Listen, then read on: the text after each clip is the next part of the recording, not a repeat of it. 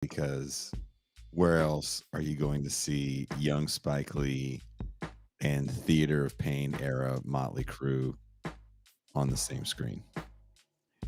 There's only one place you're going to see the farcical nonsense of two adult men talking the magic of Spike Lee and then pivoting to a conversation about hair metal. And that's here on TIR. Hopefully that's why you guys are watching for the insanity that is these discussions. So sit back, get your popcorn ready. It's going to be a doozy.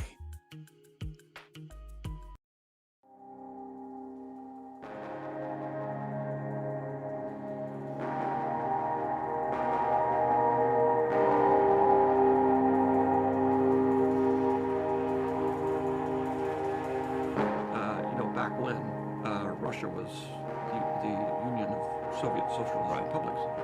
And they'd say, oh, but aren't you so glad that you're in America? I said, well, I know a lot of Russian filmmakers. They have a lot more freedom than I have. All they have to do is be careful about criticizing the government.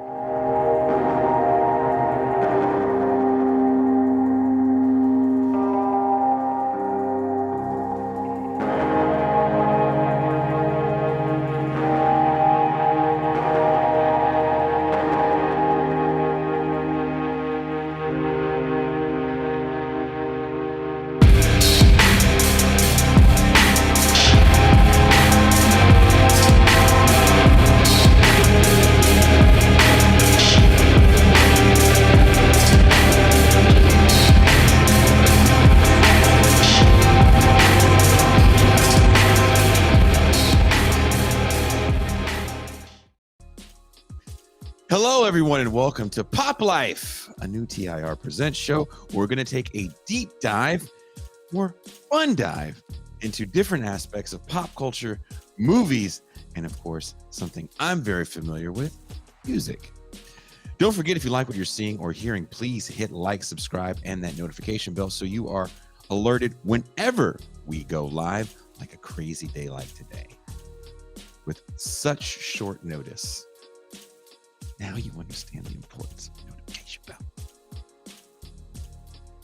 When it works, people complain that they hit the bell and they're not notified. So, like I always say on the main show, we're constantly adding new shows. Like, who thought that I was going to do this? Usually Mondays are reserved for the Red Zone, but it's hard to get a hold of Mac. And Touré and I have these conversations quite often. Actually, the last time we were on Ben Burgess's show, I think we derailed a movie conversation to get into a deep dive conversation on what is the best Dokken record. So, I mean, I'm ready. I'm ready for this. I thought about this because I was cutting a clip. I've been cutting clips all day while I'm off. And I cut a clip from a show we did a few weeks ago, and our guest was late. And Toussaint and I got into a conversation about School Days and Spike Lee, and I've definitely talked to Touré about Spike Lee. And there's this new Netflix documentary about colored people's cinema, and it always revolves around blaxploitation, and then Spike Lee, depending on how they're trying to frame it, he's kind of some sort of savior, if you will, of quote unquote black cinema. But there's some problematic elements with a lot of his movies. We've talked on this show, I think everyone on the show has talked about what they don't like about Malcolm X. Maybe I's just not that smart, but I just don't understand School Days. School Days, I'm sorry. Do the Right Thing. I mean, I guess I understand School Days. Pascal loves that movie because he is Gene, Big Brother Almighty. Now, some of you may know my guest tonight from his many appearances on the show. Maybe you know him from his introducing me to Pascal Robert, or his last book, Towards Freedom. But what you might not know is his disdain for Do the Right Thing and his admiration for all things hair metal. Please welcome my good friend, Touré Reed.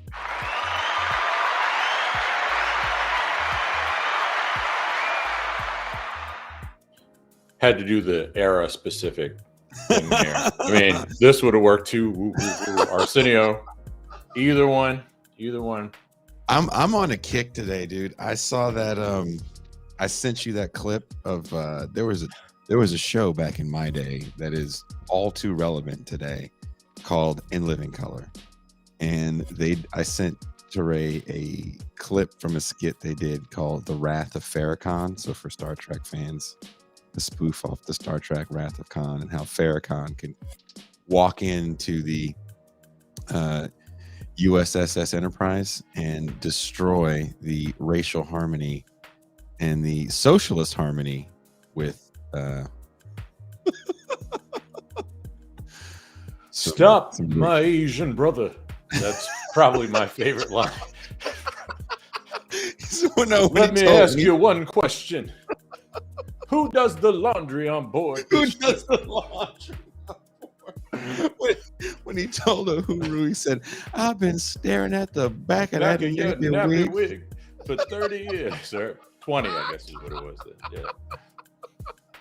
Well, and Damon Wayans just did a phenomenal Louis Farrakhan, and it became sort of the blueprint for my Louis Farrakhan subsequently, which I've incorporated into many class lectures over the last 20 years. At this point, the kids don't know who the hell I'm talking about. Well, when I started, it was good stuff. This comment on the screen is pretty much my feeling. To be honest, I don't really get the main point of Do the Right Thing either, despite being from Bed-Stuy and having gone to high school with Italians. No, I mean, at the time, I was still a teenager, and my walk away, I saw a film with my dad, actually, and we both were like, well, what the fuck's the right thing? Right? It was not remotely clear what it was, and there's more to say than that, but the ambiguity was allegedly its strength. I don't get it. Yeah. So I sent, Touré and I haven't watched this movie in a while. And he's like, "Can you send me a refresher?" I did a quick watch. I was like, "I'll do you." I had better. just enough time to watch it before we met, so I did a very quick watch. More listening than watching, though. I was like, "Brother, I'll do you one better. I will send you a Siskel and Ebert recap." The way critics, especially white, I mean, I don't know any black critics of note during the late 80s, but the way critics were fawning all over Spike Lee from the moment he hit the ground running with She's Gotta Have It. Mm-hmm. Even the Nike commercials that he was doing for was he doing it for Jordans or it was Jordans, people just loved him. And Tucson had said something. We were off air, we were having a conversation about that Netflix doc, because a lot of these more liberal documentaries about blaxploitation kind of centers everything on just racism. Like blaxploitation begins and ends because of racism, and then there's Spike Lee. But Spike Lee really did not like the blaxploitation era. He's never really done odes to it like a person like Tarantino does. And he kind of doesn't just put an end to that era. He makes sure that the people in that era don't even work in his movies. Like he doesn't reach out to those cats at all. They are not part of his universe. Mm-hmm. And Toussaint said, I was like, Spike Lee is the end of the super nigger. And Toussaint goes, Mars Blackman killed the super nigger. I was going to say, and yeah, no, that makes sense. Toussaint is on it again, as always. But Spike, got a lot of criticism back, and eventually received some criticism for the slant of his films or the slice of Black life that he portrayed. And that's one of the things that was kind of interesting about the Siskel Ebert clip, because I will tell you, I just did a quick view of this again. I've seen the movie many times, but I think this afternoon for the first time in about 15 years. And the class dimensions of the film were largely lost on me every single time, not because they were deep, but it's because everything's superficial anyway. Like all of the characters, it's like 1,000 miles wide and half an inch deep. Basically, there's too many characters for them to get into with any depth.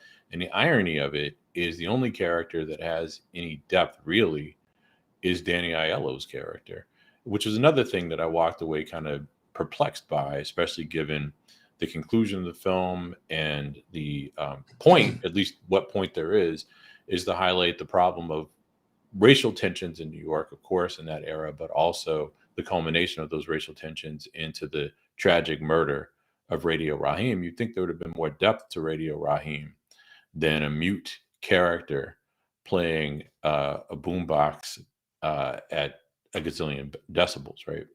Mm-hmm. And yet not. Is wild.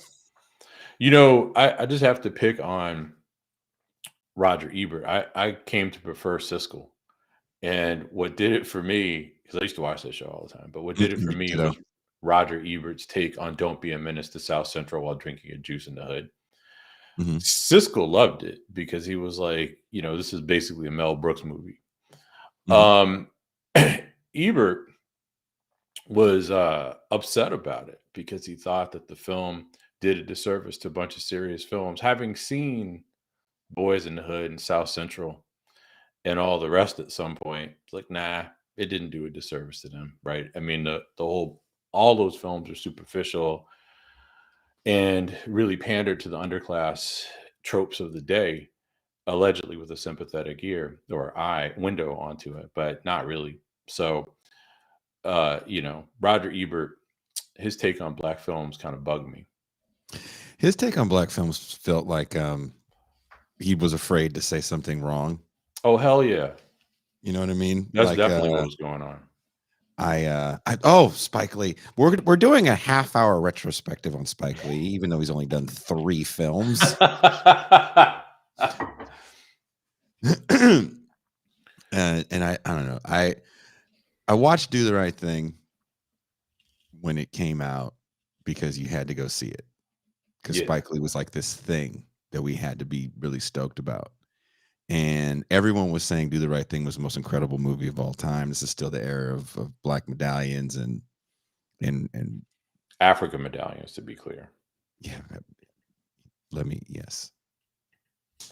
I mean, the 33-year-olds wouldn't understand. Right. But not at all. You gotta specify as the African medallion. No. Black medallions, no gold. Yeah. And I remember watching it, and much like you and your father, I was trying to figure out what the point was too, because I saw it. I was like, why is that guy so mad about the pizza joint not having black people? Because you know, jokingly, you know, again, Toussaint and I were on air a few weeks ago. We were talking about that scene, and she goes, it's like she pretends like she's at a Chinese restaurant. She goes, "Why? Exactly. What's up with the dragons on the wall?"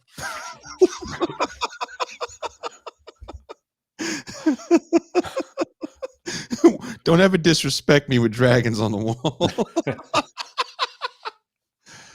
And I was like, that whole character, the scene where the white guy is in the Celtics jersey, which, you know, this is a time when there were legitimate racial tensions between the Celtics and the Lakers in the street.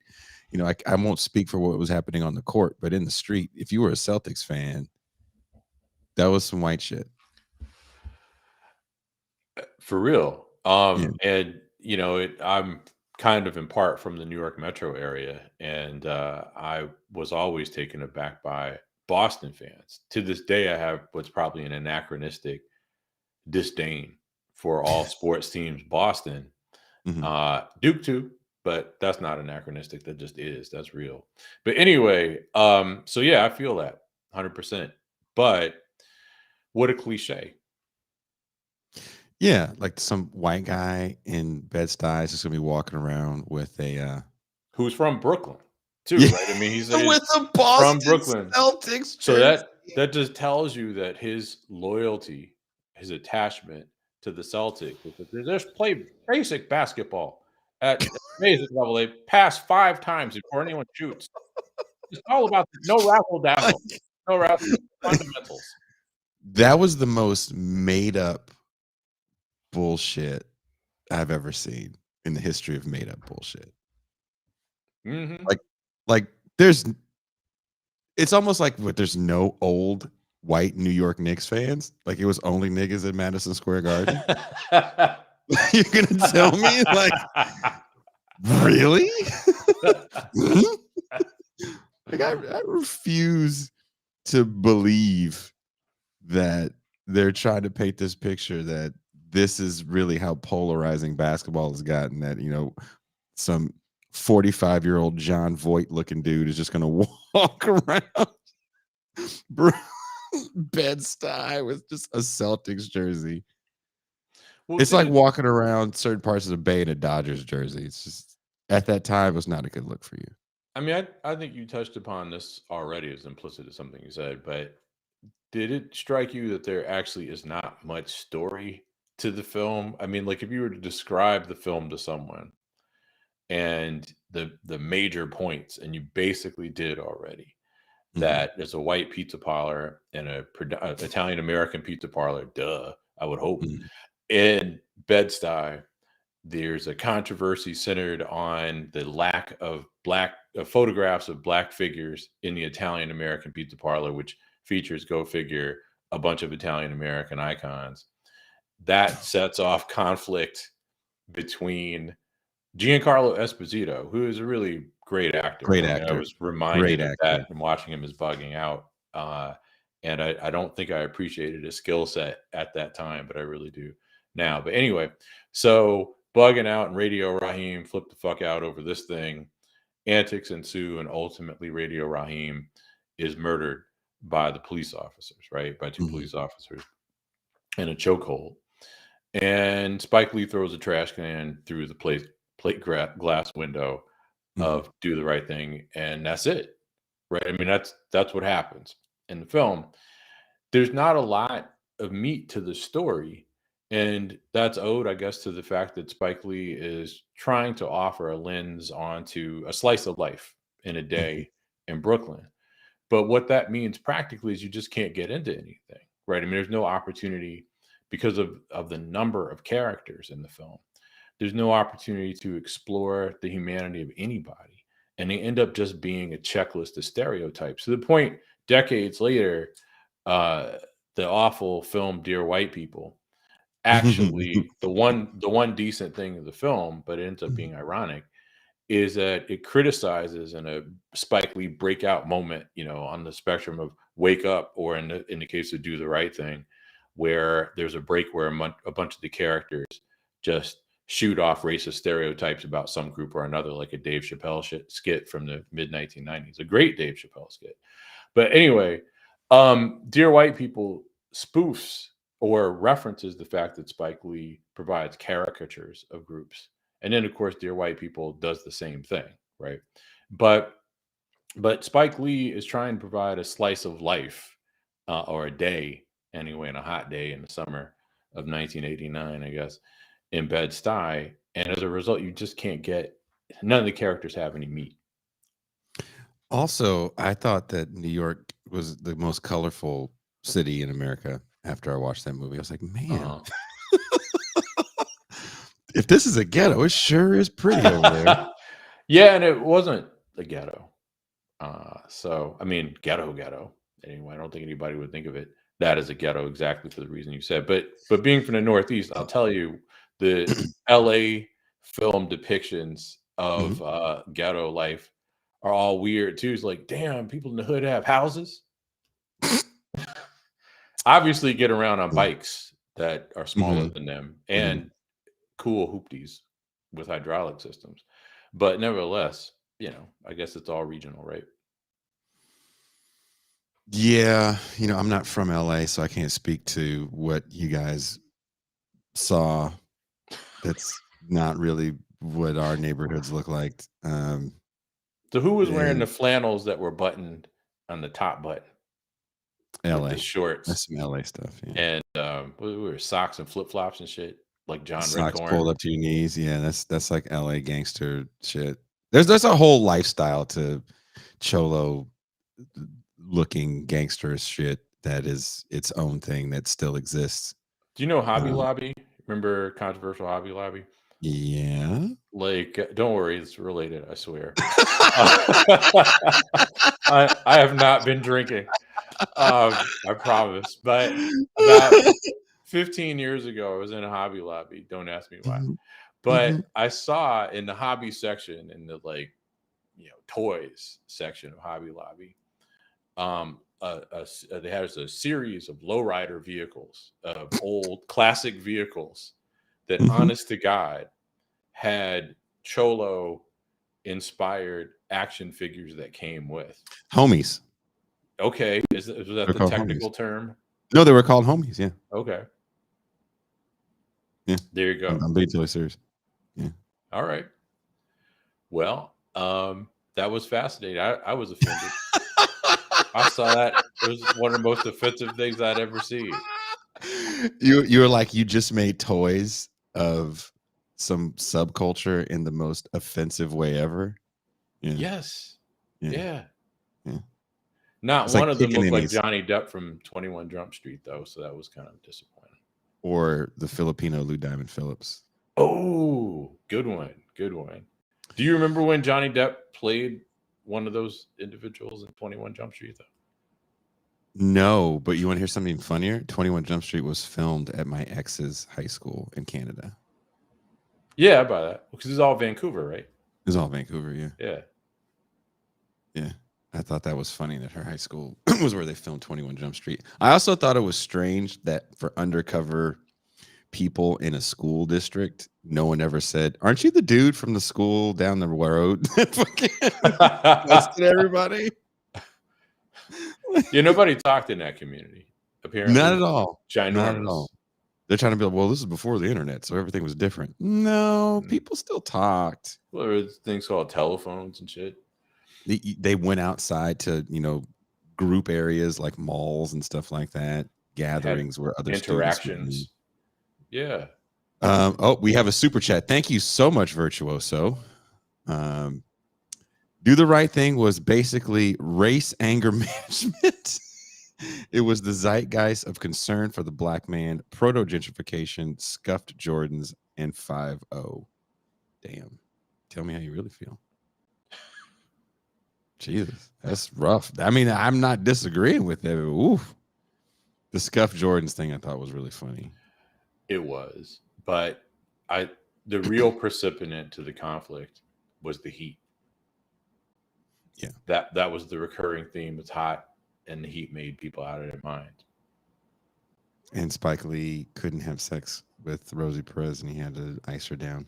I have to say, and again, keep in mind, I was a teenager. That was probably the first film that I'd seen where I thought, wow, that nude scene's kind of gratuitous.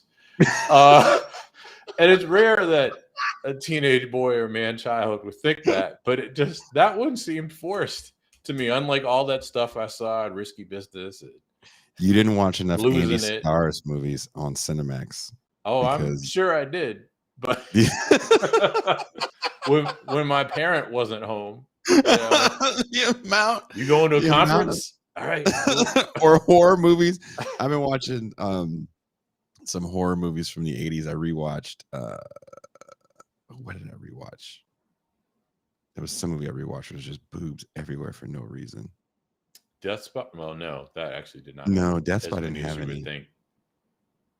I watched Fear No Evil recently, and that was kind of the opposite. It was like no boobs and just dicks. No, that was definitely the opposite. It was like, oh. So I was still in Catholic school when that came out. So, all things devil freaked me out, unlike Ben Burgess. But anyway, can't watch devil movies with Ben Burgess, though. But that's another story altogether.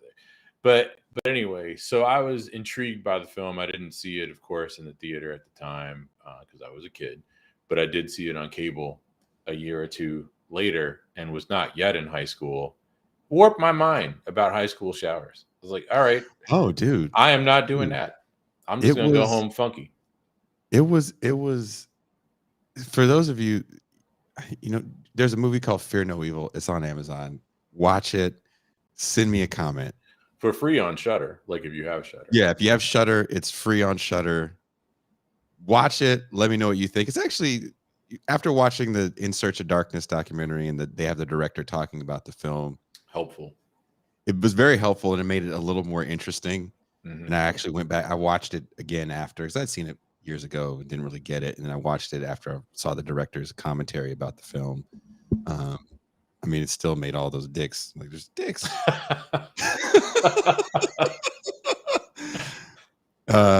Jelperman. Hold on, we have another super chat. Jelperman says, Andy Sedaris movies on Cinemax for the win.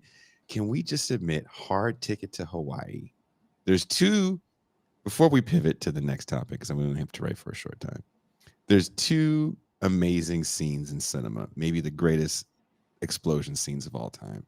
Hard Ticket to Hawaii scene where the skateboard guy gets hit by the car, flies in the air, which doesn't happen to get hit by a car, gets hit with the bazooka, and then the blow-up doll he's holding for no reason gets hit with the bazooka.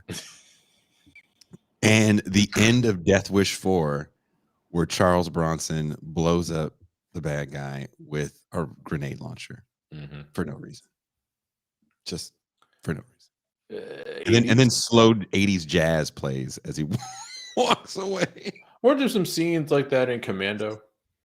Something like that happened in Commando. I kind of enjoy it. It's a little more, Commando is a little more, it makes a little more sense, right? Because you're trying to kill this thing. I mean, Charles Bronson could have shot the guy.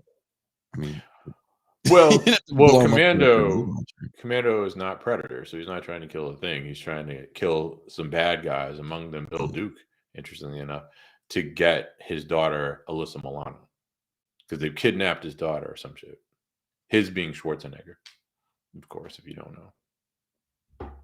You said Commando. I'm thinking of Predator. Yeah, that's what I thought. Same bad. lead. Yeah. Same paint job, I think, too, on Schwarzenegger. But I think he chopped somebody's arms off at some point. And that's the bad guy from Mad Max. The Warriors. One of the guys from the Warriors who was in that Dream movie. Not Dreamscape. Dreamscape. Dreamscape. I think that's the one. Yeah, I think it's the title. Yeah, I was thinking of the other one. There's so many Dream movies that came out during the rise of Freddy. Ray Don Chong was the love interest. Ray Don Chong is kind of badass, man. I have nothing negative to say about her. Ray Don Chong, if she's in a movie, I'm never let down by that movie. Yeah. What movie has Ray Don Chong been in and you were like, this movie sucks? None. Commando is a mixed bag. I mean, that's what you go for good in a Schwarzenegger movie's pretty specific, and it does achieve that end. You can eat popcorn and enjoy said popcorn while watching Commando. Same thing with black guy, white guy. What's that movie with C. Thomas Howell? Black guy, white guy. Soul Man. Soul Man, yeah. Soul Man is, I think, I hate to say this, I think most people who criticize Soul Man hadn't watched it to the conclusion. Because I thought it was messed up. I mean, I was in high school when that came out. I thought it was messed up before I watched it, and I happened to see it on cable. I was like, racist bullshit, blah, blah, blah. And it was on HBO, and since it was on, I had to watch it because it was on. And I realized it was a pro-affirmative action film. So I'm like, so wait, why is everybody so pissed off about it? C. Thomas Howell did not come off as a good guy. It made plain the merits of affirmative action. Granted, it made plain the merits of affirmative action for people who can get into Harvard, but so only a narrow stratum of society. But nevertheless, I think, I think it's a pretty misunderstood film. Jan from The Office is in that movie. Who does she play? I never watched The Office. Is she the Shades of Grey lady? She is my favorite character. When she talked about the dispelling myths about black men, and he goes, "Oh, really? What is that? penis size. So yeah, she is the Shades of Grey lady. She's the Shades of Grey. Yeah. All I I see is Shades of Grey. I love the arc in her love interests because she sees Shades of Grey with him, C. Thomas Howell, when he's the fake black man, and then transitions after that goes sideways, hooks up with a American Indian. Yes. And I don't know that she sees shades of pink, but it was She did say something. shades of Was pink. it pink? Okay, She says, I only see shades of pink. there you go. We have another super chat by Jelperman. Jelperman.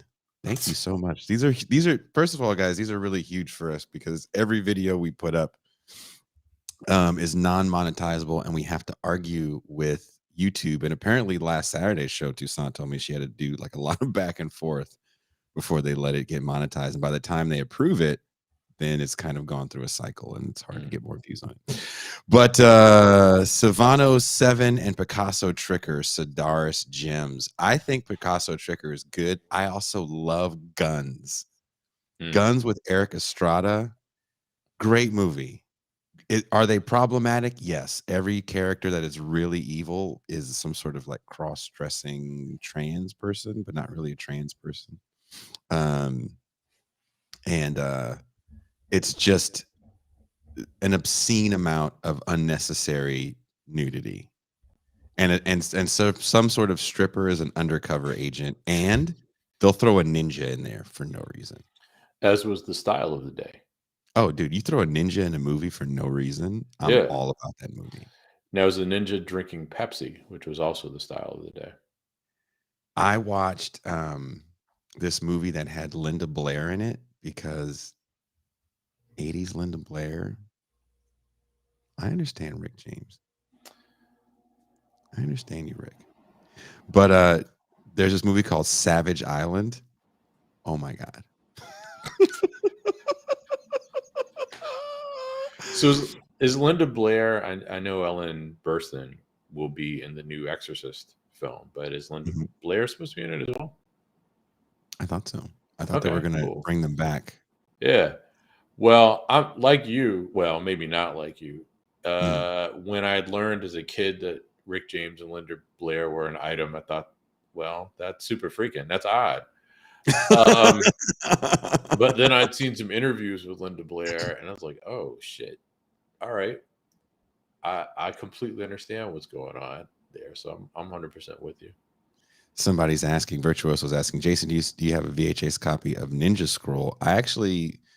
I don't know if you remember this, Touré, but in the mid to late 90s, there was a thing like a Columbia House thing for anime where you would pay so much money to get anime VHSs.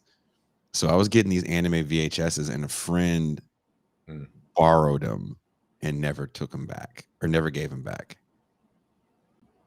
Ooh. Oh, yeah. It's hard.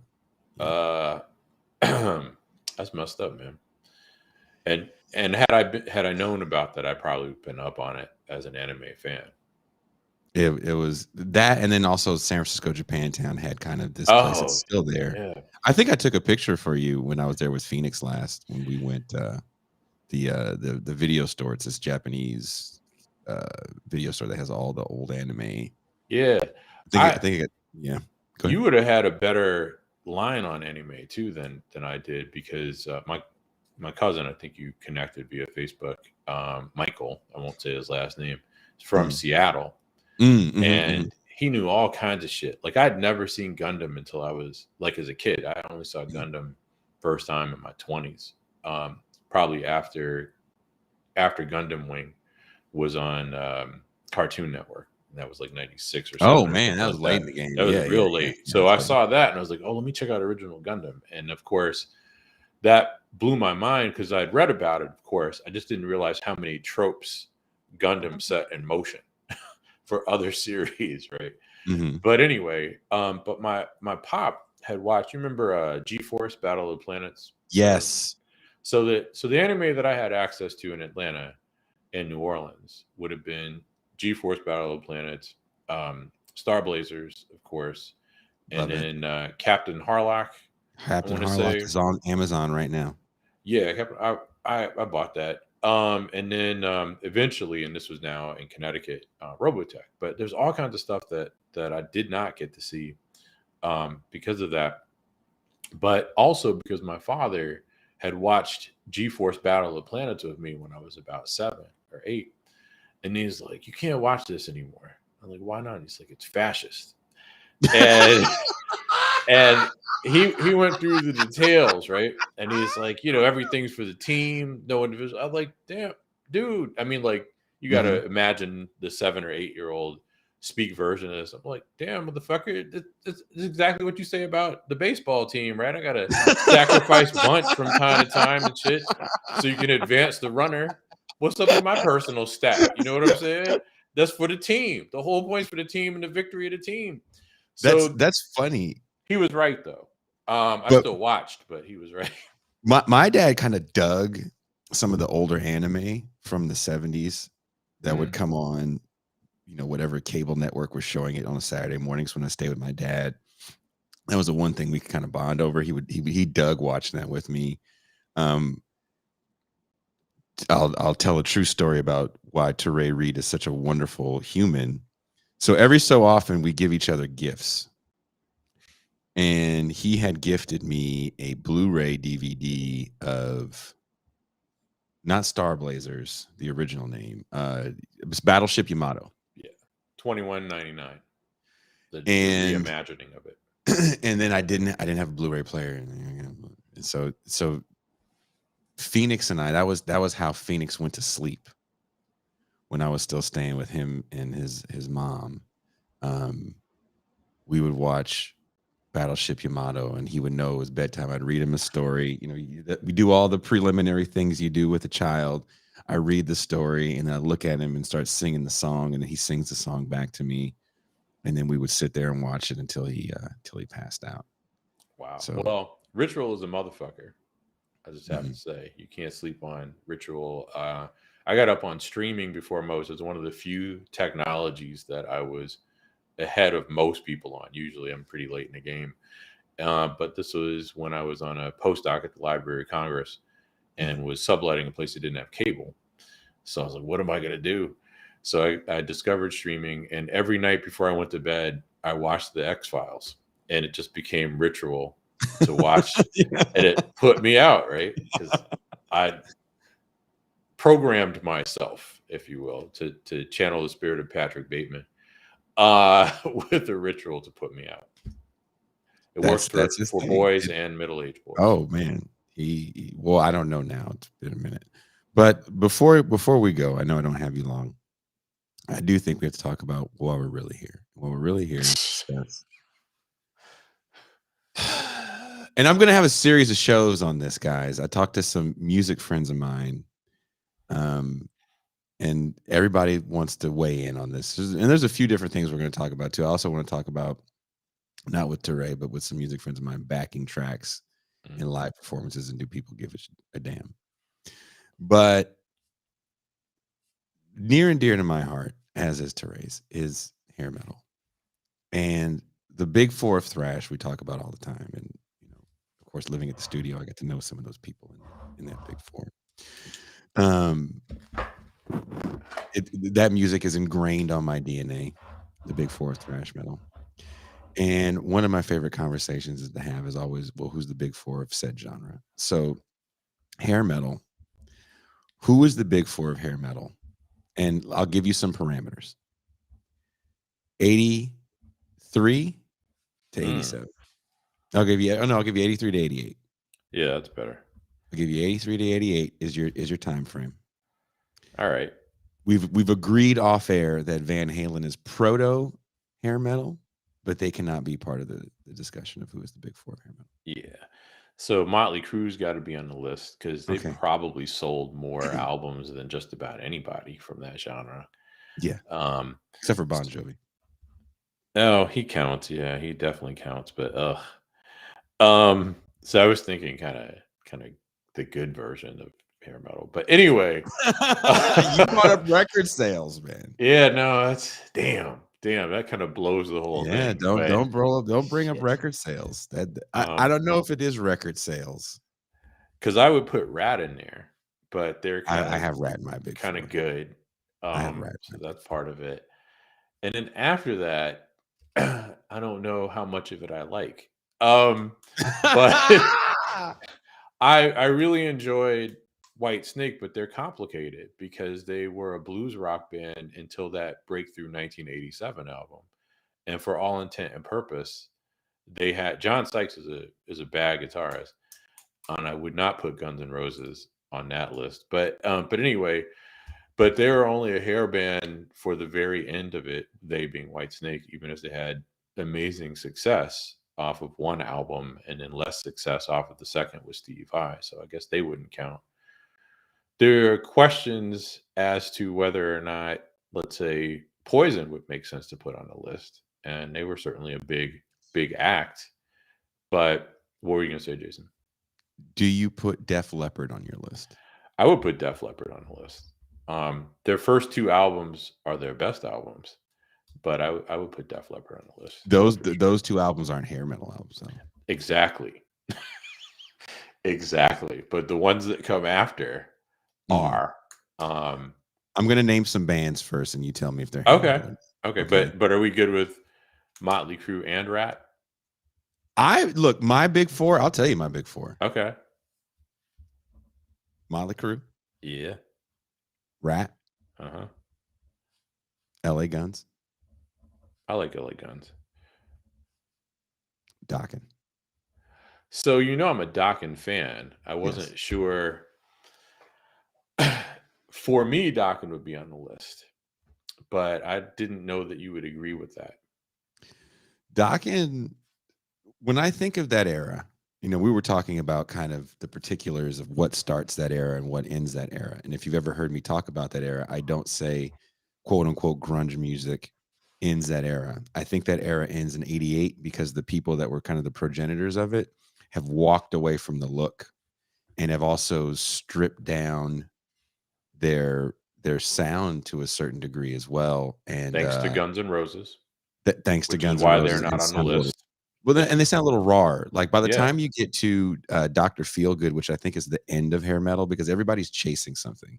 And in any genre of music, if you're chasing what's hot, you're always 2 years behind.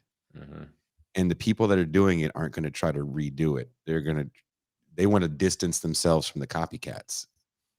So when you have Motley Crue in 81, they're kind of a hodgepodge of Atlas Cooper and Kiss and Mott the Hoople and the Swede, but with the punk sound that is actually dominating LA at the time. The punk sound is antithetical to the new wave sound, which really hits when the Knack blows up with My Sharona. Yeah. And the Cars and all that stuff is really starting to hit. And the more classic-y rock bands are incorporating more synths, which was the next place for that kind of over-the-top production stuff to go anyway. And the middle finger to that is hardcore punk in LA, but it's just too hard to book.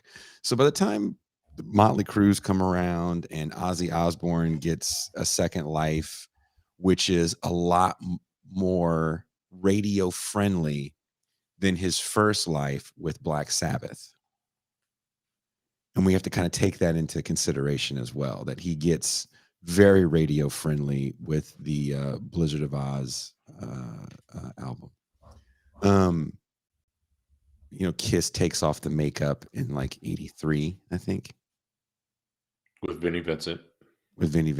And a lot of these bands are, rock radio is accepting of the distortion and the bigger sound. And so by Motley's second record, they're really in there with that look. And then the third record defines what hair is going to be, what the hair metal look is going to be, because those first few records, they almost look like caricatures. They look like Wasp. Well, especially Shout at the Devil. Yeah. Oh, dude. Yeah. It's Shout at the Devil is like, a paint by numbers. What is heavy metal? And they kind of look like a funny, comical derivative of Venom. All right. Right? Like the British scene is they're wearing all the armbands with the spikes and that's coming from the late 70s. But they're also, Motley Crue's also, to their defense on that look too, they were having fun with it. Mhm. Like if you can look at, well, obviously she's got the looks that kills is a ridiculous video. I love it. Ridiculous. I love the Yes. song. I love that album. I just think it's an amazing album. But if you look at Too Young to Fall in Love, the video, it's fucking funny. I didn't think it was funny when it was 12. I thought it was cool when it was 12 or whatever. But that video is fucking funny. It's kind of jacked up, but it's still funny. And what were they, like old teenagers or maybe 20 or something like that at that time? I mean, not Mick Mars. Not Mick Mars, but yeah, He's like my they're dad's you age, know, but the young other 20 guys, dude. They're so they say that I think if the liner notes, if you read the liner notes to Shout at the Devil, it's like this album was recorded on Jack Daniels and they call it Coke Krell and something else, you know. And then by the time you get to the Theater of Pain era Motley Crue, and they still don't have any money, they really glam it up and really embrace their love of 70s Brit rock and David Bowie and Mott the Hoople and all that good stuff. And then everyone copies that look, and it's some sort of derivative of Toys in the Attic era, Aerosmith, and Motley Crue's, you know, pink leopard bikini briefs. And then you get bands like Poison that get signed. who And, are, you know, clearly ripping off Motley Crue. oh in my terms of their goodness. aesthetic, particularly Theater of Pain. Yeah. That was just obvious. And it was funny to hear them in 86, 87, Poison is them, go on about how they were pioneers of the hairband look, of the glam look of quote unquote hard rock when they were just doing Theater of Pain era Motley Crue. You know, the first album that I bought ever was Earth, Wind, and Fire's Raise. And around that time, was that like 82 or something like that? And I would have bought Prince's 1999 and Shalomar's album that Dead Giveaway was on probably around the same time. So is that a second time around? No, that one's actually a little earlier. That one, I think that album immediately preceded the one with Dead Giveaway. I can't remember the name of the Dead Giveaway album now. Jesse Johnson plays guitar though, does the solo on Dead Giveaway. So Earth, Wind, and Fire in the sort of Prince universe and Prince inspired stuff of Shalamar of that era. And then the first metal album that I bought when I was probably about 15 was late after the fact, Motley Crue Shout at the Devil. When it had come out a few years earlier, but that was the first metal album I bought. And I remember thinking about the pentagram on the cover. I was like, is this some devil worshiper shit? Because all black people of that era saw hard rock as devil worship music. Even not hard rock. I had a cousin who described Blondie, Debbie Harry specifically, as a devil worshiper because of how she dyed her hair. Because like white music was a devil worship. Well, first of all, it wasn't because was of classified that way. It wasn't because of the dude in the tuxedo. No, I mean that's blocking in the Rapture. Rapture. Nah, and I think I pointed out to you previously that it's a funny coincidence. It is technically a coincidence that Reagan's 1981 presidential inauguration features Ben Vereen in blackface. Within a week of his inauguration, plus or minus, Blondie had released Rapture as a single. And of course, the video is like a minstrel show, right? I mean, it was really kind of fascinating, right? It's a throwback to one of the black characters, I guess not Fab Five Freddy, but it's a throwback to Bojangles. Yeah, that's Basquiat. Okay. Fab Five Freddy's not in that video. And when she goes, Fab Five Freddy, yes, that's at the turntables. But that was like you're expecting Shirley Temple to show up and to do a mirror dance with the black guy. Okay, Mr. Temple, do your hands like this, boss. It was wild. Thank you very much, Prairie Fire Kowalski, who I actually got to meet in New York. I can't think of anything funny to say, but I have plenty of money to give. If media has taught me anything, you're just going to waste it on liquor. But who am I to judge? I'm a Pole. I can be edgy. Thank you very much, Kowalski. This you don't. Thank you guys for doing this. I didn't know if anyone was going to watch today. I tried to make an interesting thumbnail, and I was having issues with the program that we use. It's like fuck, and I was like, is anyone going to give a damn if me and Touré are sitting here shitting on Spike Lee and talking about hair metal? But I want to name off some bands, and you tell me if they're hair metal or not. And anyone listening, you say yay or nay. Skid Row. Yay. Really? That's a hair metal band. You say Skid Row's a hair metal band? Yeah. I mean, they downplayed the hair. It wasn't ginormous, but that's because of when they came out, right? Because they were 88, weren't they? Wow. So I asked this question to my buddy James Hart, who sings in a great band called 18 Visions. And he was like, Skid Row goes on the list. He was like Skid Row, Guns N' Roses, Motley Crue. Not Guns N' Roses though. He did, and I said, what about LA Guns? He's like, I fucking hate LA Guns. It's like, you hate LA Guns? See, I never owned a Guns N' Roses album, and I felt like I made the right decision when that Get Out of My Way. Yeah. Police Black individual. Yeah. Or was it Niggas and Fangers? The Police and Niggas. Whatever it was Get Out of Axl's Way. Yes, with the gold chains. I was like, wait a minute, Slash isn't black? Like, what?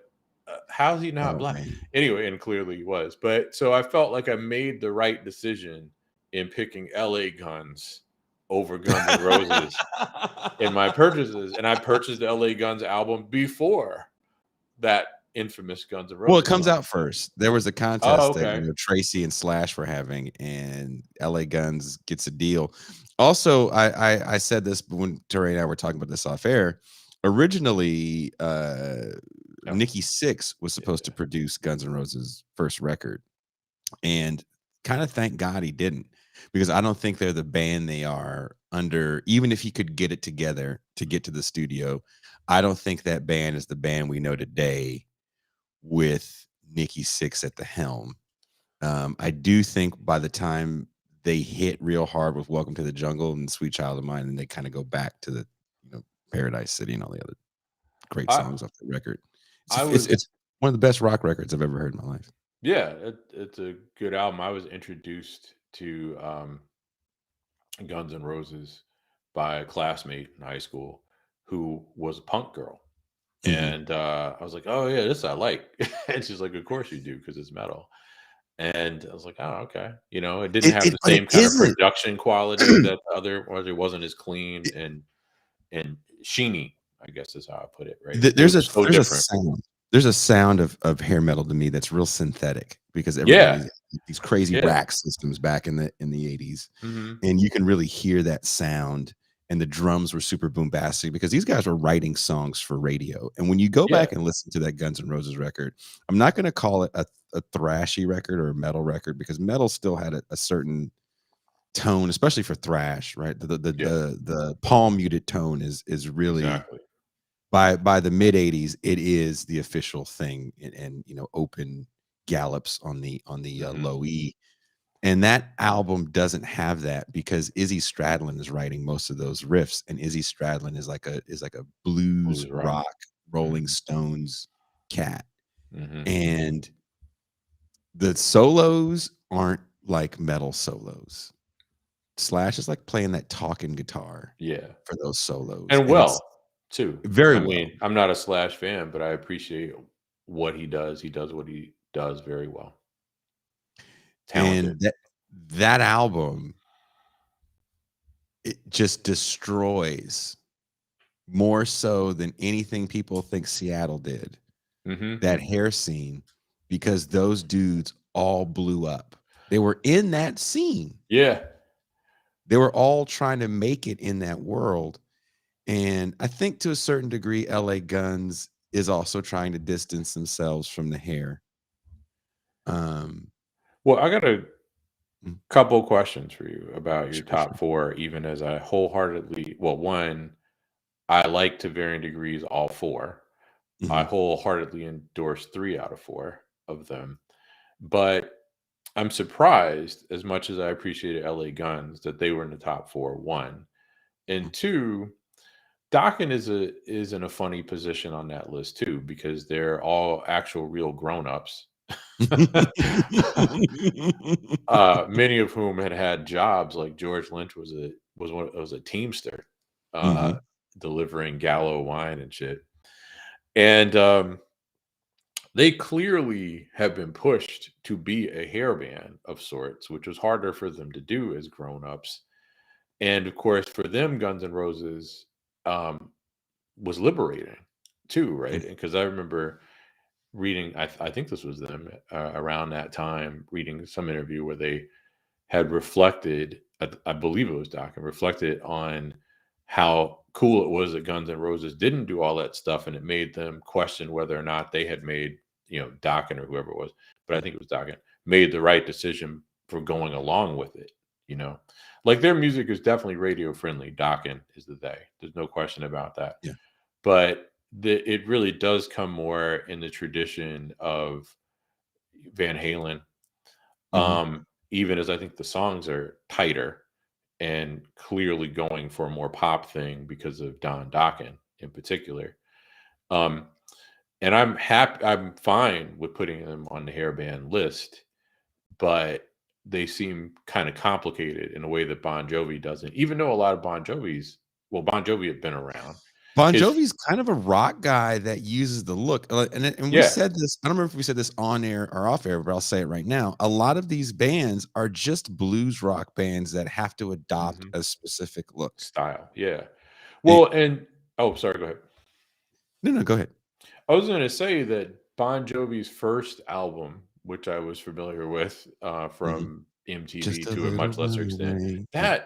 that wasn't even like a hair band song or what would become one. It's a That pop was song. more like Journey or something. It And wa it it's a was pop song. very catchy. I liked that better than anything that Bon Jovi would do on the next album, right? I enjoyed She's a Little Runaway or whatever. If Uh, he doesn't have that hair and that look in a band, he's Richard Marx. oof. Yeah, that's probably right though. Yes. I mean, really. Richard Marx wrote those Vixen hits, by the way. I've All been right. living on the edge of a Didn't broken he heart. also write for Lionel Richie, or did he just tour with Lionel Richie? I don't know Richard about that. Marx.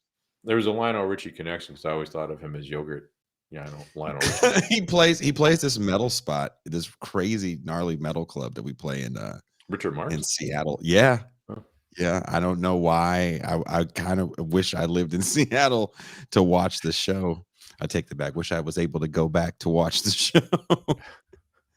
Oh, We've had too that's much fascinating. Seattle-ish weather here lately. So how does LA Guns make it though in the top 4? I get 3 out of 4. And again, this isn't a critique of LA Guns. I like them at the time, but they never had the success, let's say, of a Poison. They weren't as glamorous as a Poison. So how do they make it, you know? They're sonically, they fit in there maybe a little better than you think, They're and they edgier went than a with the lot of those formula. bands. Okay. Say again? All right. They're edgier. LA Guns was edgier. Look-wise Even the look-wise, music they was heavier, as I that recall mu it. that music is also has a bit of a thinner quality. Hmm. Look, one of my favorite songs is "Never Enough." All right. "Never Enough" I think is an amazing song. Hmm. Um, but when you listen to that stuff with their contemporaries, they're not as frightening as Guns N' Roses. All right. Well, Axel is freaky. I mean, Axel is Malachi from Children of the Corn, as a rock star, right? I mean, that dude, he's not gonna overpower you. He's an opportunistic killer, working in the employ of he who walks beneath the rose or whatever the fuck. But Behind the Rose. behind the rose, there you Behind go. the And Rose. there's like a new one I just saw on Amazon. There's a new Children of the Corn of all Yeah, things. look, one was enough, and, I'll apparently say the sequel so I'm gonna ask you another they made question. like Is 4 of them total or something, right? is Extreme a hair metal band? Extreme is complicated. Um, So Extreme before or after Nuno's nose job? Not that's a joke. I think it's a real thing, but it's still kind of a joke. I think Extreme is complicated because they're more interesting as Mhm. musicians than the hair bands were. They took all kinds of chances, particularly Porno Graffiti. Took all kinds of musical chances that you wouldn't get from hair bands, including incorporation of funk riffs. They, I think, in their hearts, they weren't a hair band. They had no choice in 1988 when their Yeah. first album came out, but to package themselves as a hair band, though, right? I mean, no one knew. I'm sure they didn't know that that second song, More Than Words, was gonna be as massive as it was. As I recall it at the time, and I was kind of I like Nuno Betancourt, Mhm. because Great the player. the hair bands that I listened to were the ones with great guitarists, right? By and large. But there are exceptions like Motley Crue in their first two albums. But anyway, from what I recall reading was that Nuno at all understood More Than Words as not a defiant last stab, but a defiant, all right, I guess we're out. Let's just peace out and go back to the studio. Not so defiant. Let's peace out and go back to the studio and work on the third album, assuming that we don't lose our contract. Right. So they had no idea that that was going to blow up. None. And then they tried to follow it with that Hole Wholehearted. in Their Heart. Yeah, Yeah. that one, which It felt wasn't, like you're trying to that just felt right. horrible. Yeah. Oh god, that felt horrible. But Porno You Graffiti is a really interesting rock album. You can hear the Queen influence there. You can hear the funk influence in well, it, as well as Van Halen and Yngwie. I will you know what? Where does Faster Pussycat sit with you? Well, they're a hair band, right? I mean, I would say so. I I hate to admit it, I bought that album too. I kind of enjoyed the Bathroom Wall Got your song. number off the bathroom wall. I kind of enjoyed that song. That was the only song on the album that I enjoyed, but It's nevertheless. it's they got a deal so quick. That's a throwaway record by a bunch of dudes that were knee deep in their addictions. Well, they owned the nightclub. No, that so they it's kind of it's not told the right way. So Okay, okay. apparently they were looking for a spot and there was a spot on the strip that was kind of dead. So Ricky Rackman was like, "Hey, can I have a night here?" And that's how a lot of people get into actually owning clubs is by throwing a night, having that night be so successful that you can Oh, actually end up buying somebody out. okay, okay. So Ricky Rackman throws a night once a month, I think it was. Um, and I don't know if they called it the Cat House or the spot was called the Cat House. I don't It, remember. yeah, I thought it was the Cat House, but And they ended up, I think that they ended up taking it over that way. okay. But those guys are kind of like, in this industry that we're in. It's kind of popular for people to call cats they don't like grifters. Like, oh, Oh, you're a grifter, and it's like, I don't really think that person's a con man. I think they're an idiot, or they're just trying to get big. I don't know if that's a con man. It's a little different. yeah, And I would say that that band would be the equivalent of what people call grifters in media. They were just a bunch of dudes that liked music that didn't want to get regular jobs. yeah. Well, what do you do with a group? And again, with the exception of Paul Gilbert, a bunch of grown-ups Mhm. with a lot of mileage on them. Speaking of groups that were radio friendly, kind of sort of hard rock that had a unexpected massive hit from an acoustic song, Mr. Damn Big. Yankees. Oh, Mr. Mr. Big. Big. I get it Yeah. mixed up. I get those super Yeah. groups mixed up. Yes. Actually, I saw Mr. Big at Toad's Place in New Haven, Connecticut in 1989, because I'm a huge Paul Gilbert fan and was very disappointed when Racer X broke up. But the only way that I could see Paul Gilbert was with this kind of group. So I was happy as a Paul Gilbert fan that he had a pop, rock, metal, whatever you want to call Well, it, all group. those guys got big power ballads that are still wedding songs to this day. I mean, Yeah. I'm Be With You, Mr. Big. I'm the one who wants to. That's Mr. Big, right? If I'm not Yep. mistaken. That's it. That was And their then Damn for Yankees 2 does weeks Can You number Take Me one High song. Enough, Yes. right? Damn Yankees does High Enough. Yep. Motley Crue kind of, well, maybe not even then. Maybe Aerosmith shows us the way with Dream On, that Okay. the power ballad's going to be part of your arsenal. But Home Sweet Um, Home was like oh, for a younger set, because Aerosmith had disappeared until Run DMC. And so for those of us who were unfamiliar with Aerosmith before Run DMC, which include me, mhm. Home Sweet Home was like the first kind of And it hair can't hit band without style ballad, right? that Wayne Isham video. That That Wayne was a Isham great video. video, Yeah. that it tells you the whole story of a touring life and how Mhm. great and it is to be a rock star, and it gave birth to a million bands, man. And that song and that video gives birth to the Sunset Strip for that era. And Well, don't forget Motley Lue. There's Motley Crue, but there's also Motley Lue what's that? after Hot Tub Time Machine with Oh, Lou. Rob Corddry has the opportunity to do it all over again. Home Sweet Home becomes him, right? yeah, That's also amazing. Hot Tub Time Machine's an awesome, fantastic film. Just saying. it is Craig actually fun. Robinson. My What second. is your take? Oh, go ahead. What is your take on as a band? I don't know too many songs they had, but this one song they have I thought was a banger.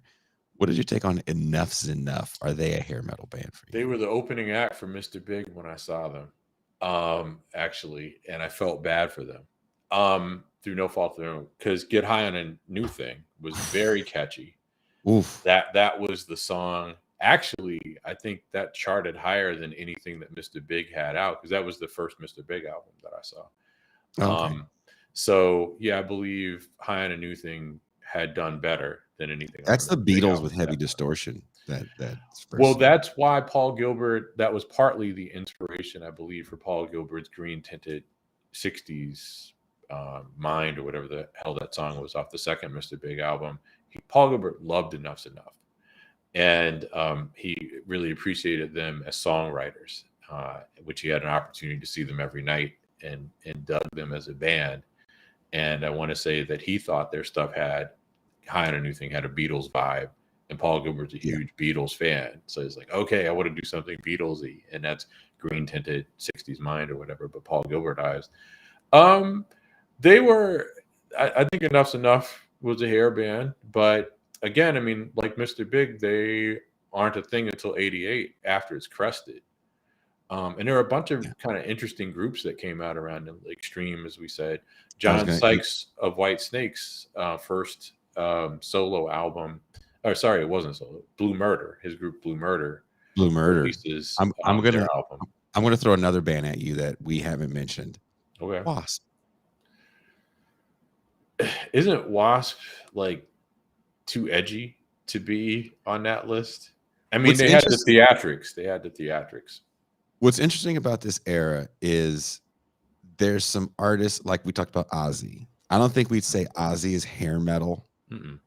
But when you listen to Ultimate Sin, Mm-hmm. which I've been listening to for some reason, for no good reason at all, I've been listening to Ultimate Sin. Jake. No, I just wanted to hear it because it's still one of my favorite album covers of all time. It's a cool album cover. Yeah. And because of that, I will say this, because of that, the new Alice in Chains popped up on Spotify. Mm-hmm. Whoa. Hmm. Whoa. It's heavy. I loved it. But anyway, a lot of those, like Alice Cooper is in there, and Wasp. It's not quite glammy, but it almost feels silly. Mm-hmm. Some of that stuff feels almost silly. Silly. They had a kind of horror rock thing going on. Yeah. Right?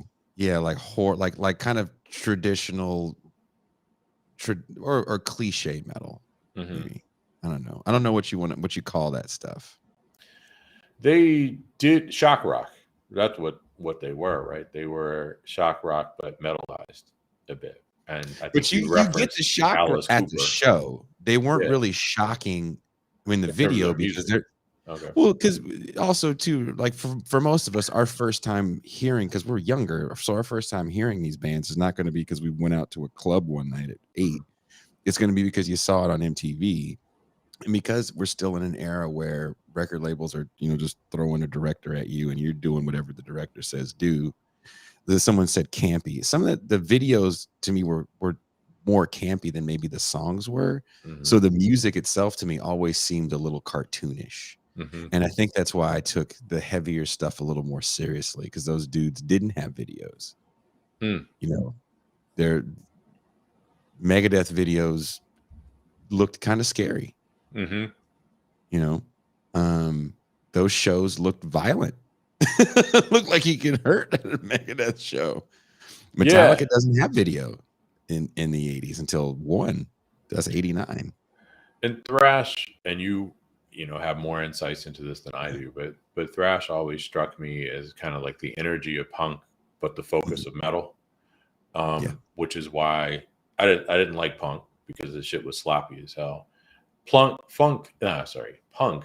felt like in America, not in England, right? And I get it's completely different vibe there, but in the U.S., the kids who I knew anyway, who liked punk in the second half of the 1980s, seemed to be relatively privileged, and so punk always felt more like, I don't know, the temper tantrum because your daddy or your mama didn't get you the car you wanted. They got you a car. You didn't have to rely on the bus pass. But you didn't want that Nova. I don't want a Nova. I wanted the I don't look dangerous in a Nova. But whereas metal was more in the U.S. context, anyway, again, more of a working class thing, and it had the kind of craftsman vibe to it, right? I mean, there's an expectation that you be somewhat competent at the instrument, and it just felt like a skilled boxer as opposed to a. Can I ask you this question? And thrash specifically had that vibe. Yeah. Then can I ask you this question? Sure. Is that a nice parallel to the New Left, that this working class is too reactionary and it needs to stay in this high art world of almost noise? Because heavy metal does not get the same respect of punk rock, and there's some punk rock albums that just sound like I make a joke all the time that my music sounds like throwing pots and pans in a dryer, and it doesn't, right? But there's some stuff that comes out during that time that is just horrible.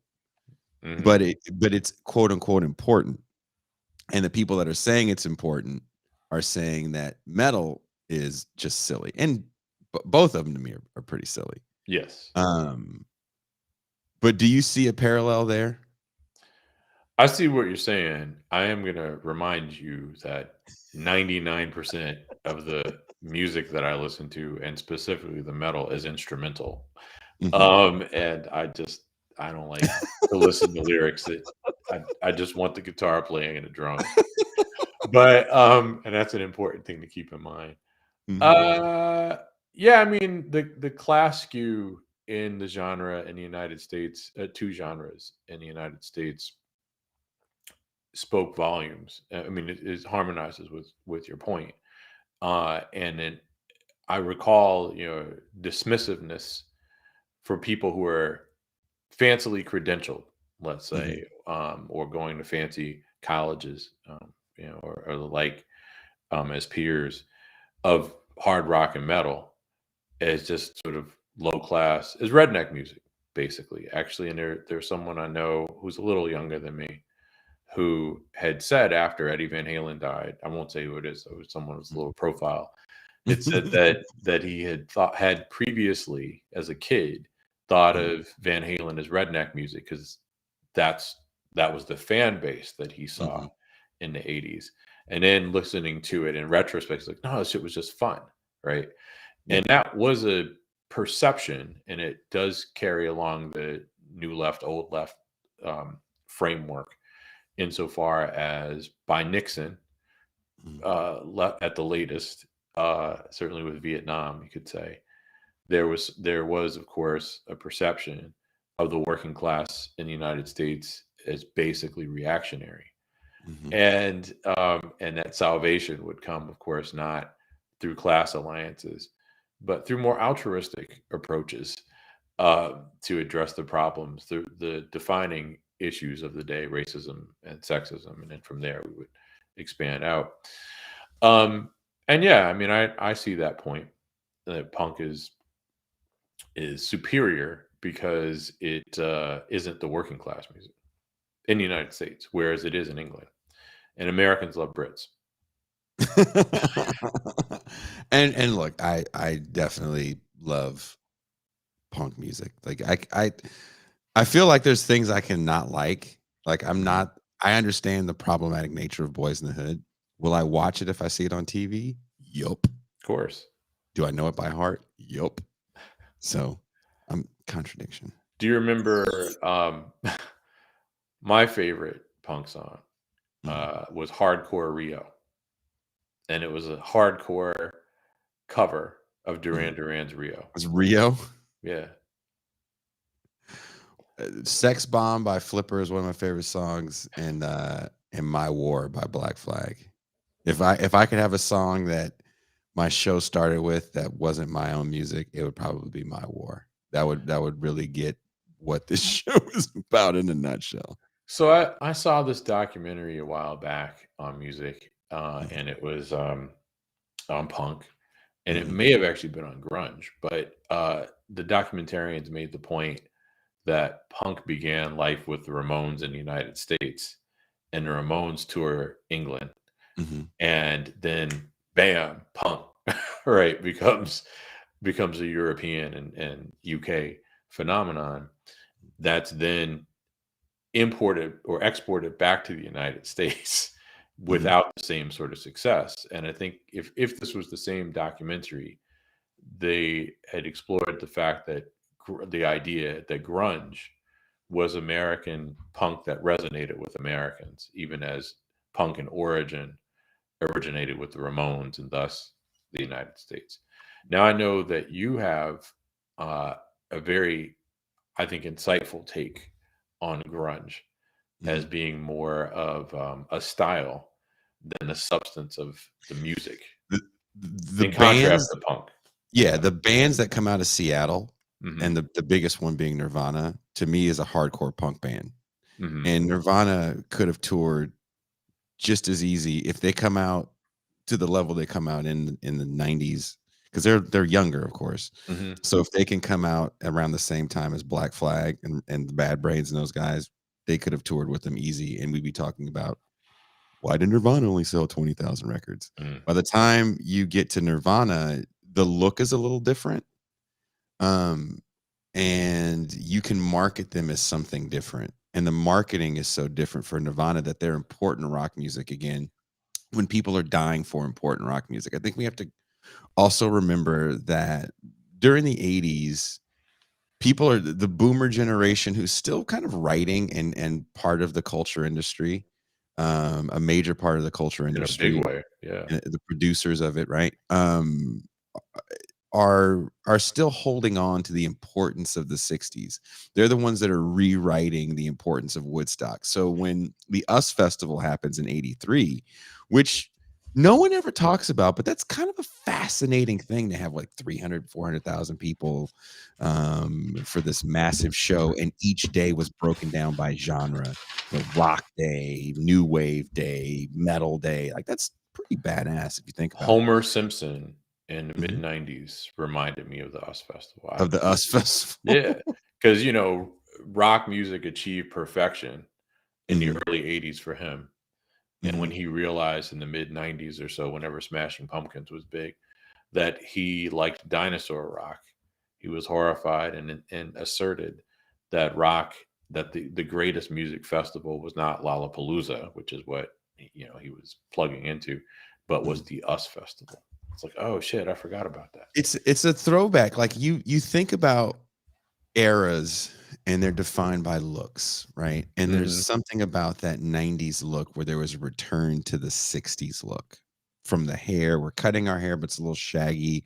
They're no longer playing pointy guitars. Like pointy guitars die with Guns N' Roses. And when we talk about the end of a moment, there's an aesthetic to music Mm-hmm. that maybe listeners don't get, but when you play music, you know, me and Touré talk about this all the time. We're inspired by the people that you know we looked up to. So I was a kid, I loved Dave Mustaine. I thought Dave Mustaine was a badass. He played a V. So when I got a little bit of money, what did I do? I got a V. I love Metallica. Kurt Hammett plays V's. Hetfield played V's. Hendrix played a V. I got to get a V, and I want it pointy. You know, I want a Rhodes V. Like all the metal bands that I dug, Anthrax, Slayer, all these dudes had sick pointy guitars. By the time Guns N' Roses comes on the scene, pointy guitar is dead. A lot of those hair bands too, they're all getting free stuff. You're gonna play what you're given. Mm-hmm. They were broke. We all think they have a bunch of money. Only a handful of people made money. As Bertram Cooper calls it, fuck you money. Well, they're almost like indentured servants, minus the ass whooping, right? I mean, some of them are paying off advances, basically, so they're in debt. Oh, dude, in crazy debt. And so you're gonna play what they give you. There's a reason why everybody was playing a goddamn Charvel and everybody's playing a Jackson. Well, they're really cool guitars, so there's that. Sure, but you know, Yeah. if they had it their way, they'd all be playing, you know, Les Pauls. And so when Guns N' Roses really blows up, it's like, wow, these guys are playing jangly looking guitars. Mm-hmm. And jangly sounding chords. Yep. And when grunge comes, those guys are playing, you know, what they could afford at the time. Mm-hmm. And the Mustang, Fender Mustang, nobody was playing a Fender Mustang. But, you know, Kurt Cobain's playing it. Now everybody's got to have it. And that becomes the look. You know, a lot of that shit it's so look driven. Yeah. And there was something about the grunge look that is such a throwback for those people to when music was important. Well, I mean, it was kind of skanky.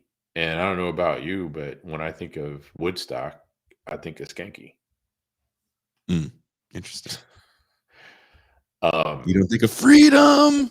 Nah. Freedom. I think a bunch of people who need to shower. And how many showers were there at that first Woodstock? One. When it was one just, shower. I didn't know there was any, but all right. One shower for all those people. Might as well not bother. The really important thing is how many bathrooms, how many porta potties. I forget the number of bathrooms. I'd have to go back and look at my notes, but I do have on my notes the number of bathrooms. There were rapes at the first Woodstock as well. I recall that. Yeah. But yeah, I think the reason why people look at the grunge era as this like really important era is because the people that are still writing about important music want everyone to remember why. And there's always this comparison with like Kurt Cobain's like Neil Young.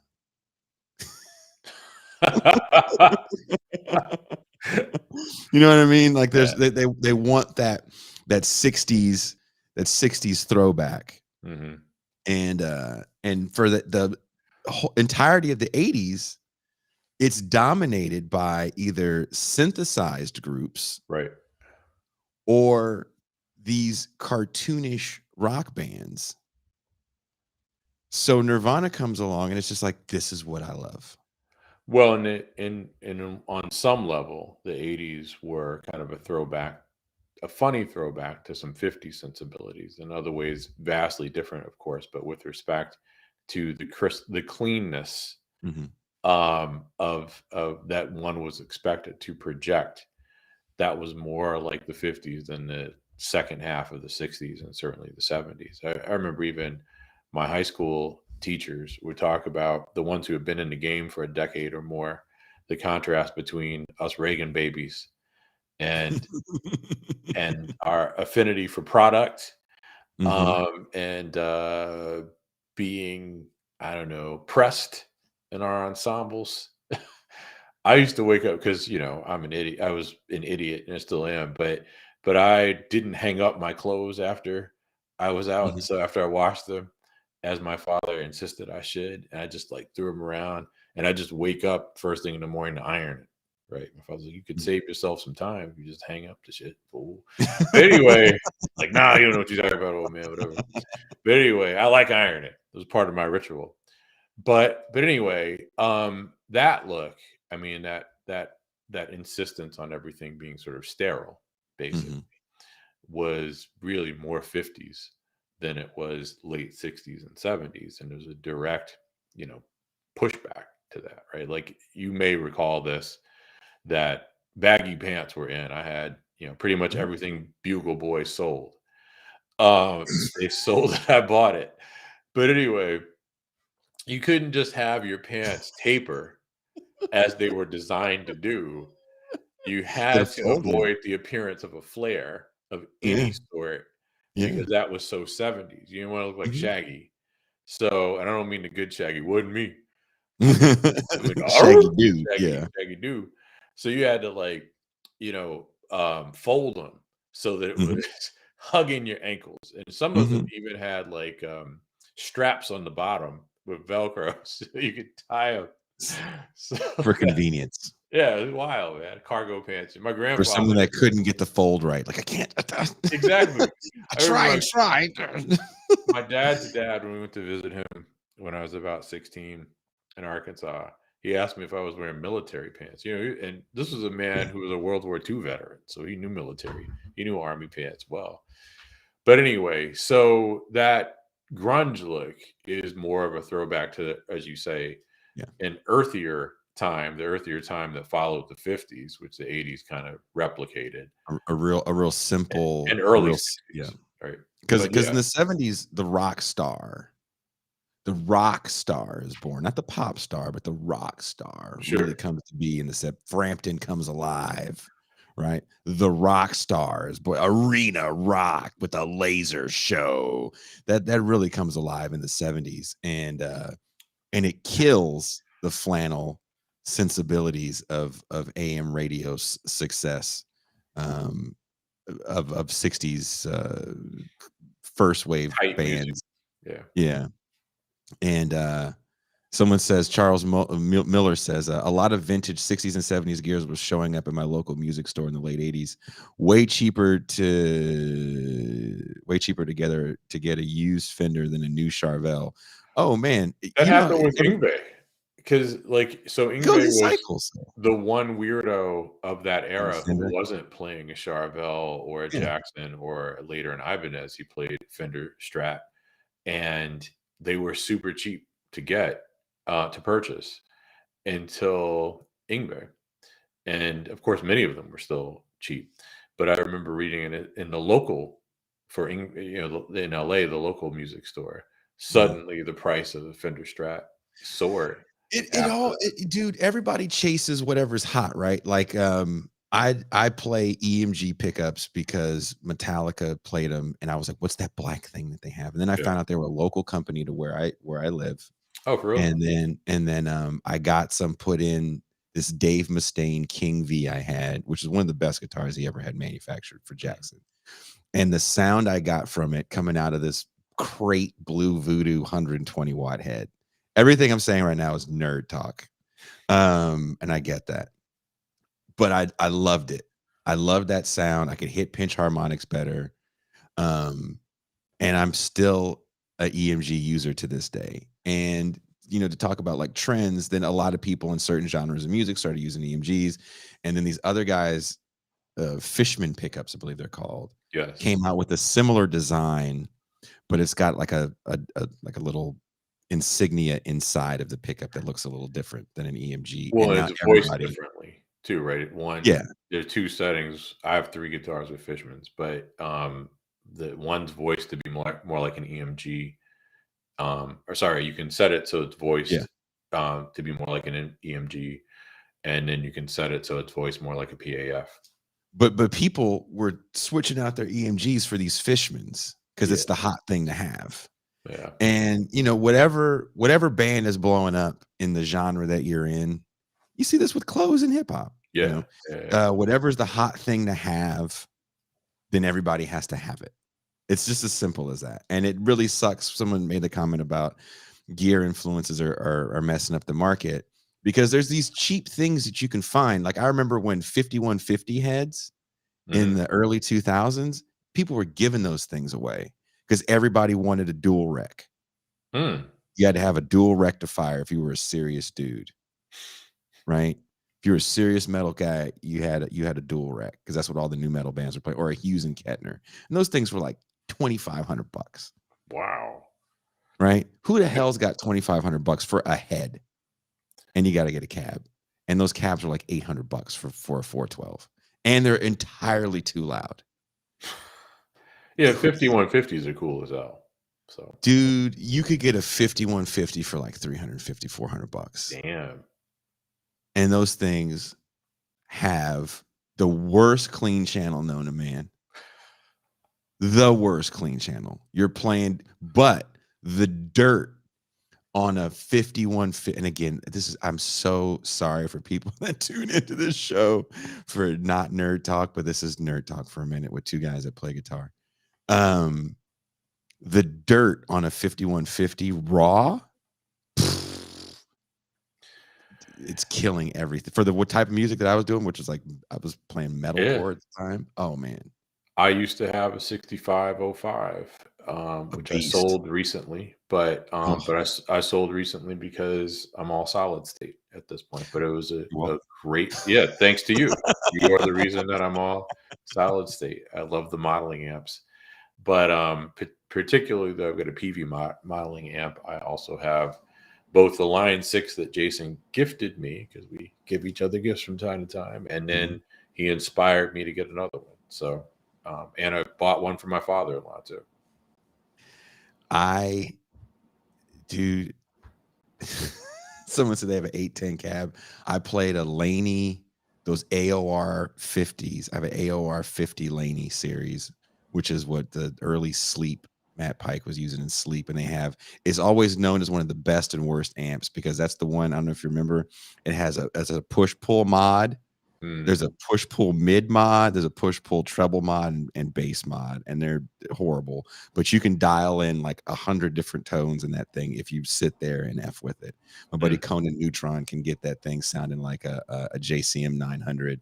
He can get it sounding like a high watt if you sit there and dial in tones. And he's that guy that's going to sit there and dial in tone. But I have that running. I had it. I don't have the 810 anymore. Running through a Mesa 810 cab.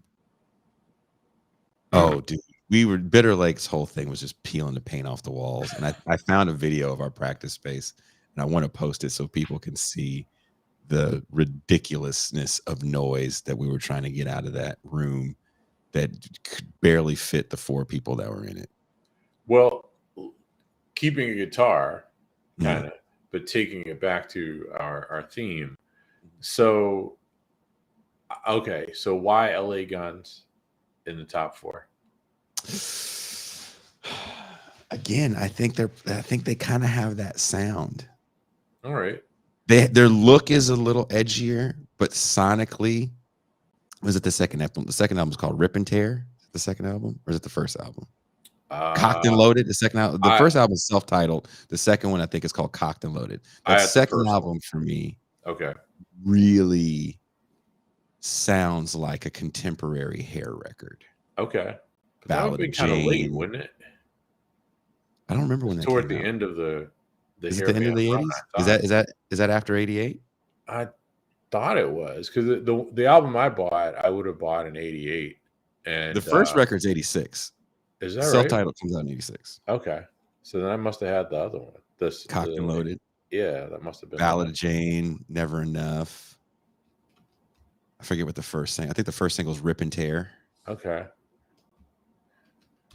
I mean, I guess for me, I don't know. They seemed, well, if Dawkins on the list, then this point that I'm going to make isn't going to fly either.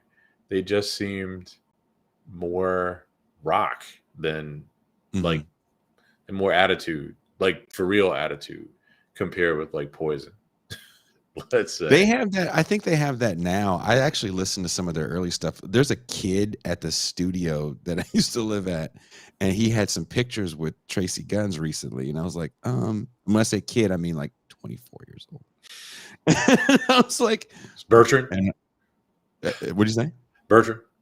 No, it wasn't Bertrand. This is a Yeah, kid the first in album was 88. No, LA Gun The- self-titled? Released January 4, 1988. I thought it came out before Guns N' Roses. They might have an EP though. Yeah, Maybe. They had something that came out in 85. Yeah, it was an EP. An EP Okay. in 85. That's what I'm So thinking. first album, so I was right. I remembered that right. Okay. So yeah, I stand by, and again, this is not a critique. I liked LA Guns. They're kind of late in the game for it. So I'm just curious. So you say they have? I think they have that. Are consistent with the formula. The songs to me are consistent with the formula, but if I have to replace them with anyone, yeah, can I replace them with the Bullet Boys? Ooh, that's a good one. But they're also kind of late. They're also toward the end of the run. Yeah, I don't know when that first record comes out, but I know they probably are around the same time.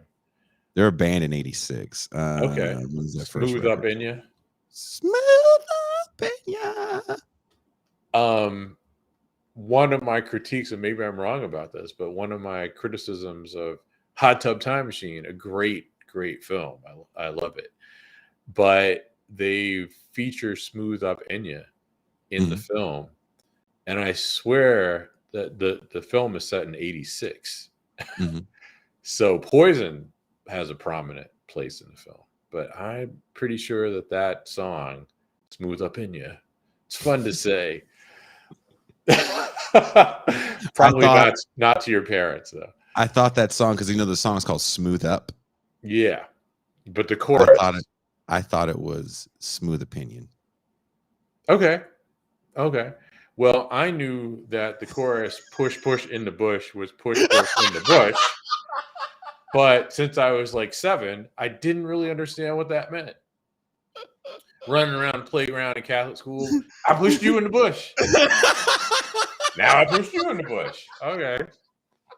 My parents just let it fly, though. No sense in correcting. That one would only complicate things needlessly. Real Hunter Music says Bullet Boys were Van Halen on a budget. That's pretty funny. Okay. Well, all those bands were Van Halen on a budget. Mark Suida was his name, the guitar player at that point. Yeah, he was pretty good. When does hair officially die? What about bands that start as hair and grow more successfully out of it, a la Pantera? I don't know too many people that did, honestly, outside of Pantera, and they got to get a life because nobody knew them as a hair band. I think they were independent. I think Dime's dad paid for those records early. Oh shit! And really? Okay. They weren't on a bit label before. Those were like, they were never really out of Texas before, out of that southern region. So they got to make all those records they had another singer before Phil Anselmo. I think Phil Anselmo comes on for the Power Metal album. And then that first Pantera record still has tinges of that, especially with Cemetery Gates, right? That's that wonderful single where he's hitting that note that he never really hits again. Because the next record, Hold Your Mouth for War, what's it called? With Walk. Oh God, what is that record called? I'm old now. I'm losing my mind. Everyone loves that solo, the Walk solo. I remember Dave Rude from Tesla was at my house, and we were bitching about not being able to find bands because everybody was either too old or too young. And we were just talking, and I said Pantera, and he was holding one of my guitars, and I just said that we were talking, said some Pantera, and Dave goes, "Oh, I love Pantera," and just very calmly, like in the Death Clock cartoon, just started playing that solo. Oh, that's cool. Like it was nothing. He's one of the best guitar players I've ever been around in my life. Dave Rude is a beast. And thank you very much for that. Thank you very much for that. I know you're not the biggest Dimebag fan, but I think Dime's a beast. My only beef with him, and Right. I mean, the thing that didn't appeal to me about his playing, and he did what he did very well, of course, and had a number of memorable solos, Mhm. is most of the guitar players I like, there's very few exceptions, are great pickers. Mhm. And he was really more of a legato kind of guy, right? Um, Mm. and so I like the percussive quality of, virtuosic runs, if you will. And he did virtuosic runs, but he Oh my didn't god. he didn't pick them, right? So it's got a totally different feel to it. And for me, what's nice about the percussive quality of the picking is just adds to the aggression of it. That's why you love Marty Friedman. I don't like Marty Friedman as much as you might think, but I do like Marty Friedman. He's not my favorite Megadeth guitarist, though. Did you watch Marty come back with Megadeth in Japan? I had noticed that. Yeah. Did you watch it? I saw one clip. I saw one clip. I that was pretty. Oh, so we're like breaking even. Yeah, I well, thought it you made watched me the fucking look, show. dude, it made me sad because Dave Ellefson wasn't there, and I'm like, if you're Yeah. gonna bring Marty back, of course you can't bring Nick Menza back, sadly. But you know, the Dave Ellefson thing, it's foolish to think it's just because of some video.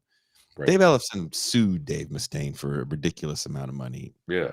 He tried to break up the group, and that was the perfect storm for that guy to get rid of Hmm. Dave Ellefson, which is sad to me because no disrespect to the cat playing bass right now, but if you're gonna reunite with Marty, man, it would have been great to see Ellefson up there too, and I don't know how I feel about Ellefson and Jeff Young playing together. It's cool, but you know, we're in a moment right now where we can reunite these lineups. When Black Sabbath went on tour with Dio to do the Heaven and Hell stuff, I thought it was great.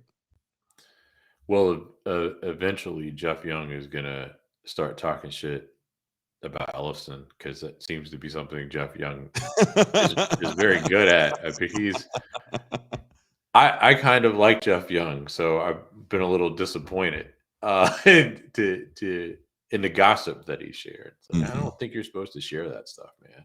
Like you want to work with these people again at some point. You don't want to have a reputation of being a guy that insists that backing tracks are being used as to cover up for bad talent, a loss of talent or whatever. Janos says Chris Poland is the best Megadeth guitar lead guy. Yes, by Chris far. Poland is a beast. I particularly enjoyed his solo albums. He did a number of solo albums 15 years ago, something like that. He's probably not my favorite Megadeth guitarist, but he's great. I I'm a need you to read fan. this comment on the screen, Touré. To Um, yourself. oh, oh, did you write that? No. I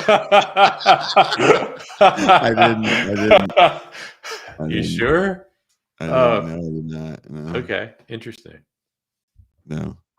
Norman was on the show. He's like, I was on Sammy Sam's, you know her. And you guys said something like, you guys are friends. And me and Pascal said no. We both said Pascal goes, oh, looks like Norm realized all black people are friends. Well, my pop was on Savvy Sav, and that was how I learned of her. I mean, and he made his way there by way of a family friend. Um, and I am agnostic in so many different ways, but That's it. That's it. That's just be agnostic. yeah. So, what do you think of John 5 with Motley Crue? This Mick Mars thing is kind of great. I love heavy metal drama. I hate podcast drama because I think it's fucking tarded, but I can watch heavy metal drama. Trey's like, there goes my tenure. I didn't say anything. There's something about that drama because the whole backing track thing I think is ridiculous because so many artists use backing Yeah. tracks for various reasons. They use backing tracks, and so you have to kind of get into what the track is being used for. I can see a band older like that using backing tracks. I mean, I don't know if people understand how many bands have teleprompters on the screen or on stage. Well, I was telling Jason before this that in either early 1990 or the end of 1989, one of the two, I saw Nitro, which is a short-lived Mhm. end of the hair band era group featuring virtuoso guitarist Michael Angelo Badio, and I had the pleasure of participating in an interview of him Mhm. that evening. They, since I was there with a friend who was interviewing them for a radio station, I got to hear the sound check and everything, and they were using a backing track, not to cover up anything, but they had multi-layered harmonized Mhm. choruses, and the only way that you could replicate that anything on the spectrum live, particularly since it was Jim Gillette's voice Mhm. harmonized, right, was to do exactly what they did. It wasn't a commentary on their musicianship. They were great, right? I mean, they're amazing as a live act. I think Vinnie Vincent in the same time period was using backing tracks for the same reason, to replicate layered choruses, right? I mean, who gives a shit if the rest of it's there, right? I mean, what do I care if you? I guess I want to ask. I guess the better question to ask the audience is like, what do you give a shit? To me, it's like steroids in baseball. Like, do you care? Well, If Mick, everybody's doing it, do you care? well, Mick Mars was making a deeper case, right? That much of what Yeah, they were doing, they were just miming, like it yeah. was American Bandstand. And if you think about the history of music, and especially pop music, there's so many people that didn't sing the hit song you think they sang. There's so Or many people that played, didn't play on the record that you yeah. think they played on. And that goes back to the creation of rock and roll. And so, where do you I see people always talk about Milli Vanilli, and it's like it doesn't start with Milli Vanilli. Like, No, you're fooling yourself if you think not it even starts. on that tour, right? They weren't the only act doing Yeah. that on that tour. They were just the least seasoned, I guess, of those Mhm. acts. So they panicked and drew attention to it. And Did they ran. not? I think because That, it girl, it's yeah. good. They just Well, left. it's like with was it Ashley Simpson on SNL, Oh, and and she it does the went little wrong, dance and move. the Smurf Yeah. dance. She's like, "I'm gonna be Smurfette," I and I then just I blamed want it on her band, right? like, if you think Beyonce is singing, you're high out of your mind. High out of your mind. I don't want that kind of shade that goes along with Beyonce criticism, so I'm just gonna Oh, keep my look, mouth shut. she knows she's not singing. Yeah, I'm Am I'm I not a telling you fan. something you don't if you're Yeah, watching the Beyonce show, you're watching the Beyonce show. You're yeah. watching all the stuff she did at Coachella, she broke records. Mm. As someone that did the numbers for that festival, she broke records. They had a 20% fall off the following year. So this is a related point. It's not about backing tracks, but it's Mhm. about the declining place of the band in pop music. Your Beyonce thing made me think Oh, of the it. people that aren't plugged in, the actors, as they call them in So Nashville. Yeah. so I remember watching a Madonna concert on TV, Mhm. like live footage of it, whatever, from probably around 85 or something like that. And she's actually interacting with the band. The band is on stage with her, Mhm. and she's vibing with the instrumentalists and everything. It was cool. Then you fast forward to the early 90s, whenever that movie came out that she did Truth or with, Dare. yeah, that. Yeah. And then the band's behind the fucking curtain. Mhm. Like they're there. You can see the soles of their shoes, maybe their ankles. But, You are inconsequential. but and I was like, wow. So that's that was a clear expression for me. I mean, there were plenty of others, but that was a clear expression for me of of decline in terms of the importance of the musicians themselves in Mhm. the genre. And that's not new, right? Because as you say, going back to the Motown era, and maybe Mhm. even just before that, um, but the early rock era, studio musicians are doing a lot of the interesting, and often jazz musicians specifically Mhm. are doing the interesting stuff. Writing all Um, of it. Yep. Yeah, I mean, writing. Okay, so the artist, the artist, the one you The think is the artist, artist, yeah. may have come up with a chord progression, maybe, but then it's not studio magic in the form of a producer. It's studio magic in the form of studio musicians coming in and making that chord progression interesting in a catchy way, right? Mhm. Or catchier and more memorable way. So that's not new, but the basic issue of the decline of the band or whatever, right? But damn, it just even by the early '90s, you could see that the writing was on the wall for the musicians in the genre, as as And as compared with the personalities, right? this is what makes me sad about kind of the future of music is, first and foremost, when you don't have music programs in schools I where, know. Yeah, young people can get their hands on instruments, just yeah. instruments. I don't care what instrument it is. Um, and I don't have issues with computer-based instruments as someone that, is forced to do that kind of music because I no longer live in a place where I can get that loud. Um, but I don't know who can afford to be in a band anymore. Mm, Like when the two things, like people that write about music and people that do music are starting to be really its own class mm-hmm. because you got to have money to go to journalism school Mm-hmm. and you got to have money to play music and you have to be able to afford a place where you can get loud and learn. Mm-hmm. And it makes me sad because this Instagram era of musicians, which is interesting because if you just want representation, and this is where the whole representation argument, I think for me, I just don't give a damn. Back to the original point about black people on the wall. How many black people would have been enough, right? For a dude to shut up. And then what would have been his issue? Mm-hmm. But there's crazy female shredders. I watched a crazy trans shredder the other day. Black shredders, like Forrest Gump. There's all kinds of shredders, and and there's no need for these cats to have a band and to Right. get out there and try to write songs. There's just no need for it. You can create backing tracks relatively easy, or just play a song. Um, and the idea of certain genres of music, like they did a show the other day about hip hop on my channel, and I, had I was supposed to be off that day, and I ended up jumping in and making some comments about it because from what I was seeing with hip hop, the guys that were doing it at the studio that could afford to pay for a video, to pay to practice, to pay to have any sort of equipment to record stuff, you got to have a little bit of money for that, and it's Mm-hmm. not everybody's a drug dealer.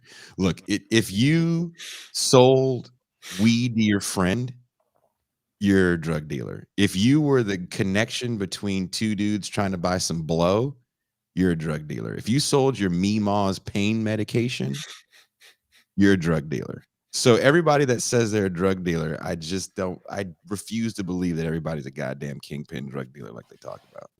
So let's stop acting like every rapper is a kingpin drug dealer. And so, a lot of these cats are just middle class dudes that can afford to do this stuff cosplaying as something else. Mm-hmm. And it makes me sad because it's only for a certain person and you're seeing it in ticket prices. Mm, And when people complain like these prices are too high, it's because it's not for you. mm-hmm. Sorry. It's not for you. It's for the people that can afford it. Mm-hmm. You know, a lot of venues shut down, but even the major promoters were getting their hands in really small places for more intimate shows, Mm-hmm. charging way more money for that ticket. And there's people that pay it, no problem. No problem. Enjoy paying it. The price to go to see a Golden State Warriors game in the new stadium, a sporting event that, everybody in Oakland loves the goddamn Warriors. Go to that stadium and tell me who's in it. Same thing with the San Francisco Giants. Go to that stadium and tell me who's in it. Sure as fuck ain't natives of the city, because who can afford those tickets? Mm-hmm. Kind of like how they did with soccer. How do we get the thugs out? We don't price them out. What happens when we price people out of the arts? Which has been going on for a while. I mean, Yeah. really since the 80s, right? But it's now far advanced. Mm-hmm. But one of the earlier expressions, as you said, is the elimination of art, music education, specifically from the schools. Mm-hmm. I always thought, and we've talked about this probably a million times at this point, but back when anyone cared about Bill O'Reilly, I assume that no one does anymore. But and this is after, what was he? Was he a current affair or something like that? Yep. Doing it live. Yeah. After that, when he was on Fox News, he Mm-hmm. was always going on about the poor quality of rap music. And I'm being polite when I frame it that way. But what Drek rap music is, yada yada yada. And I always thought it was fascinating because this is the same guy. It's not quite that I disagreed with him, because I didn't. I only enjoyed it by that point with some tequila. But so there was something to what he was saying. But this is the same guy who was always railing against taxes and government excess. And of course, one of the things that contributed to the poor quality of music that he was complaining about was the fact that music education had long not been taught in schools. If I recall correctly, Biggie, who is a rough contemporary of mine, had indicated in some interview way back in the day, obviously, that he'd always loved music, but of course he didn't have an opportunity to learn an instrument. And so he made music the way that he could, right? And we know how he made music. And it made sense to me, having attended briefly, one of those schools, those so-called inner city public schools. It was quite different, quite disappointing to see the resources that kids had access to. And in my case, I also went to school for the performing and visual arts, interesting enough, not music.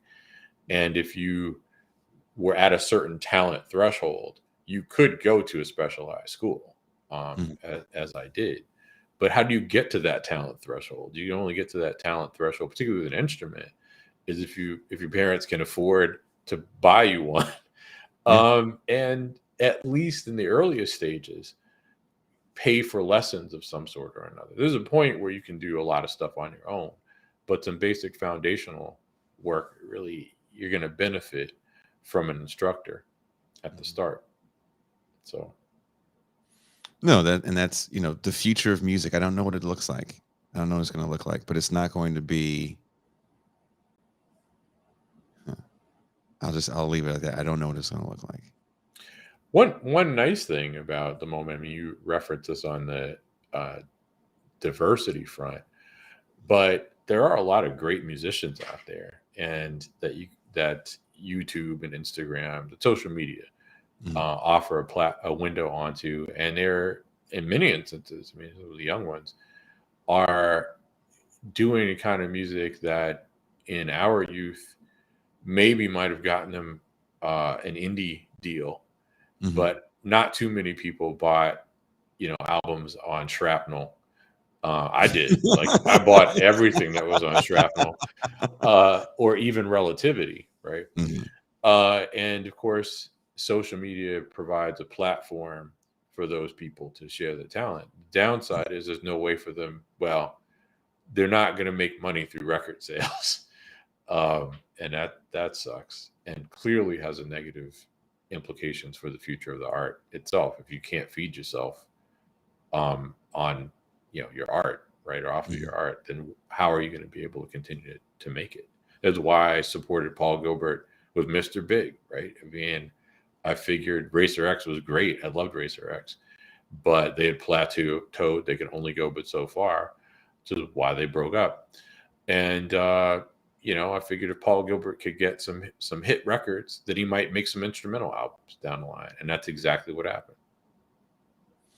And it also got easier to make those records. I was watching that Izzy Stradlin documentary, and he talks about like once he discovered Pro Tools, he was like, "Oh shit, I can do this now." It's a game changer, and it is a game changer for certain people. And I don't crap on if it's not on tape, it's not real. It's definitely not my. I like the voice you use for that, though. You should use that more often. As Should a use it more character, as a character. I have a I- character that I do. My wife's like, "Stop it, stop it! I hate that guy." So I have to, yeah. The character that people want to see is Norm Finkelstein. That's the character that I do that people want to hear. is that similar to your Ben's dad, which is also Eddie Murphy's dad? Ben's dad, Eddie Murphy's dad, and Norm Finkelstein, are they all like three versions It's of all the the same same guy for you? It's all the same. It's all Ben? Eddie Murphy doing impersonations of Ben's dad. So go to Google.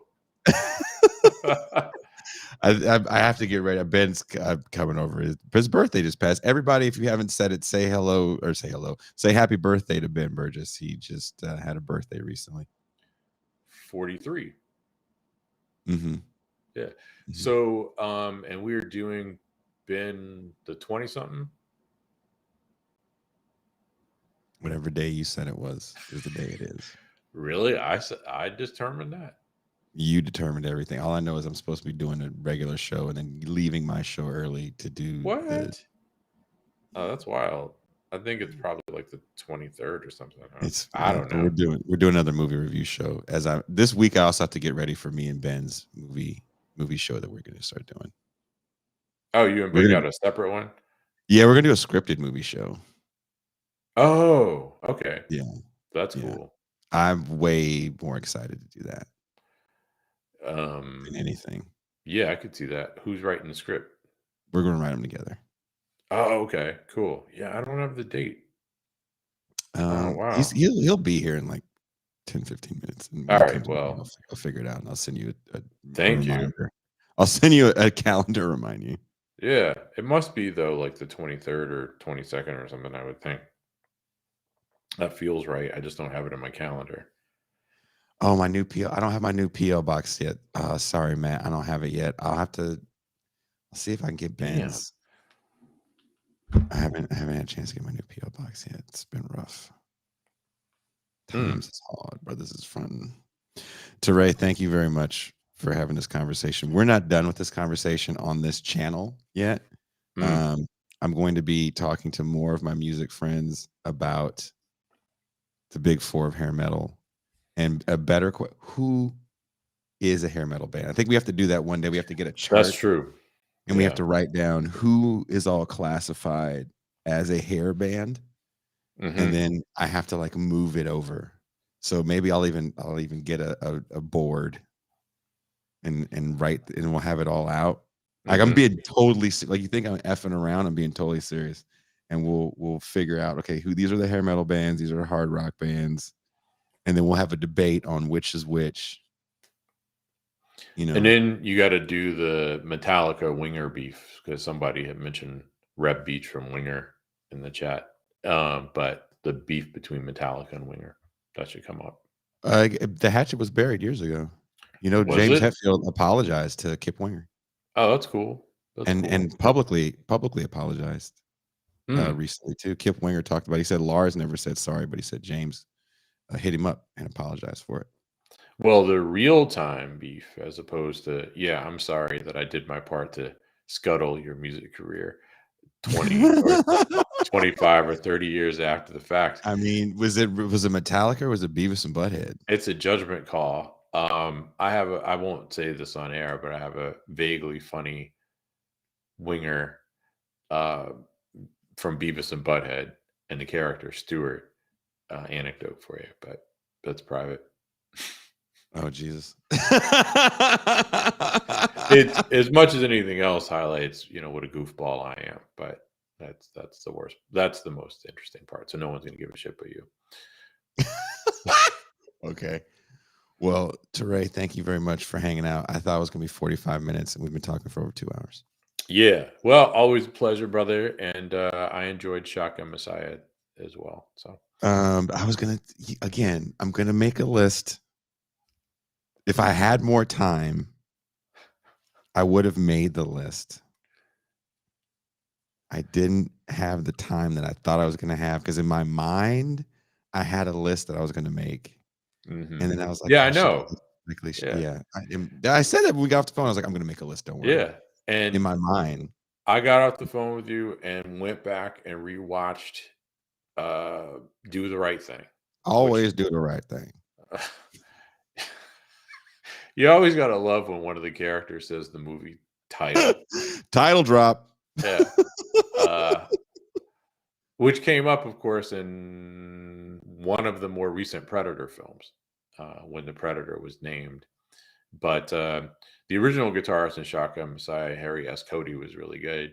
But Rob Marcello, who toured with them, was a beast. I'm a big Rob Marcello fan. You're almost as bad as my guitar player in Bitter Lake, Nick Young, the other black guy, as some people call him. Whenever we mention a guitar player, he knows because he studied Guitar Player magazine, so he knows everyone's rig. Oh, that's cool. And Nick's a musician's brat too, right? Was his dad a guitarist as well? He plays with his dad still. That's very cool. Yeah, he's like Eddie and Wolfgang. Very much so. His dad used to play with like Tower Power and Sly and all those guys back in the day. His dad's a old school. Yeah. Did his dad know Ray Parker Jr.? I don't know. All right. That would never be a question I would ask next time. All right. Well, you could ask Nick. I mean, now I can ask. I can ask Nick now, and he'll probably be like, "Nigga, you just hit me up to ask me that." Ray Parker Jr. is a bad man. No, on guitar, he's a beast. I'll ask. I'll ask. No problem. But that's a interest. Is he from the Bay? He's from Detroit originally, but he lives out on the West Coast. He lives on the West Coast. Ray Parker Jr. He didn't do his career in Detroit, the whole thing, right? I mean, even before Ghostbusters, he had moved to the West Coast. The one time Detroit niggas was up in the studio was She's a Bad Man, Majima. Yeah, just as fine as she could be. Yeah. That dude was that Junior. No, Junior did. Mama used to say. Yeah. No, that dude came in and he had a shirt that said something about Detroit something. He had him and his wife had these matching like flea market Detroit shirts. And we just gave that nigga shit for like a good 30 minutes. So I haven't been to Detroit in forever, but I had a buddy who got married in Detroit in the late 90s. And I went to the wedding. His wife, but I will say that I was living in New York at the time, and I was like, damn, Detroit is like some scary shit. But anyway,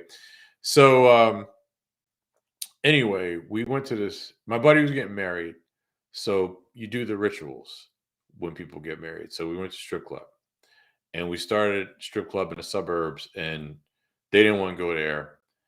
We go to Detroit proper, and I had never felt so suburban in my life. But one of the things that was really funny about that is that was the only reason I'm telling you this. At some point, the DJ. So first, it looked like some shit out of a video. I'm not going to give the details, but it definitely looked like cigars, booty shaking, whole thing, whatever.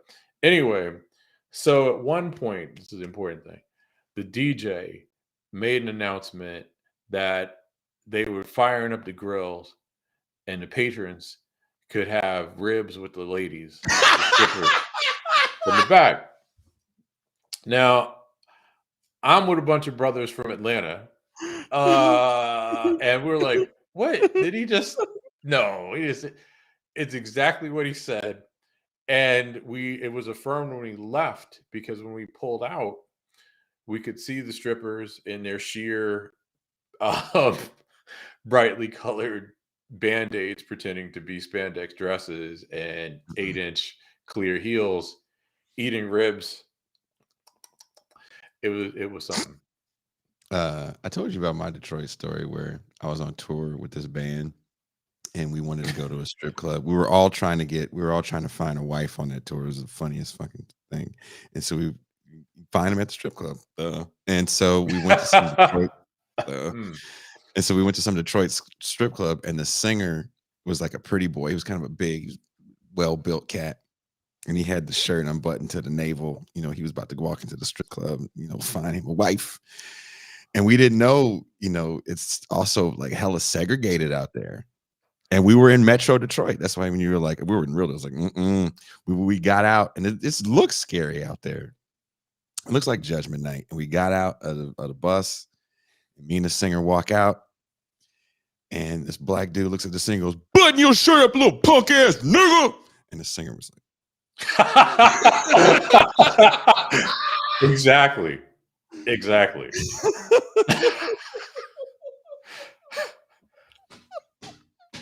I was very uncomfortable. I have to say, I really wanted to go back to the suburbs. I don't think I'd ever felt that way before.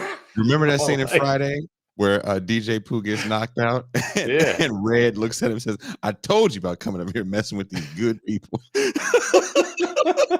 Because he looked at it was like that. You want some too? No. Yeah, and you know, I mean, on the one hand, any place where they do a pat down, it's good that they're doing their due diligence, but they're only doing it because they have to, because something happened. If you're bringing firearms into a strip club, I don't need to be there. Yeah. If I walk into the strip club and somebody says this, "We coming for you, nigga," I don't need to be there. I don't need to be there. So do you have pictures of the band, and in particular the pretty boy lead singer who felt compelled after directing? Yeah, look them up. They're called The Last Nova. Hell yeah, Nick Young was in this. How I Met Nick Young. Okay, all right. Yo, they have albums on all the places you can get albums. We were doing radio. We were doing drive time radio on that tour. Yeah, it was a lot of fun. Also on that same tour, we were in Tomball, Texas. Oh God, I will never forget this.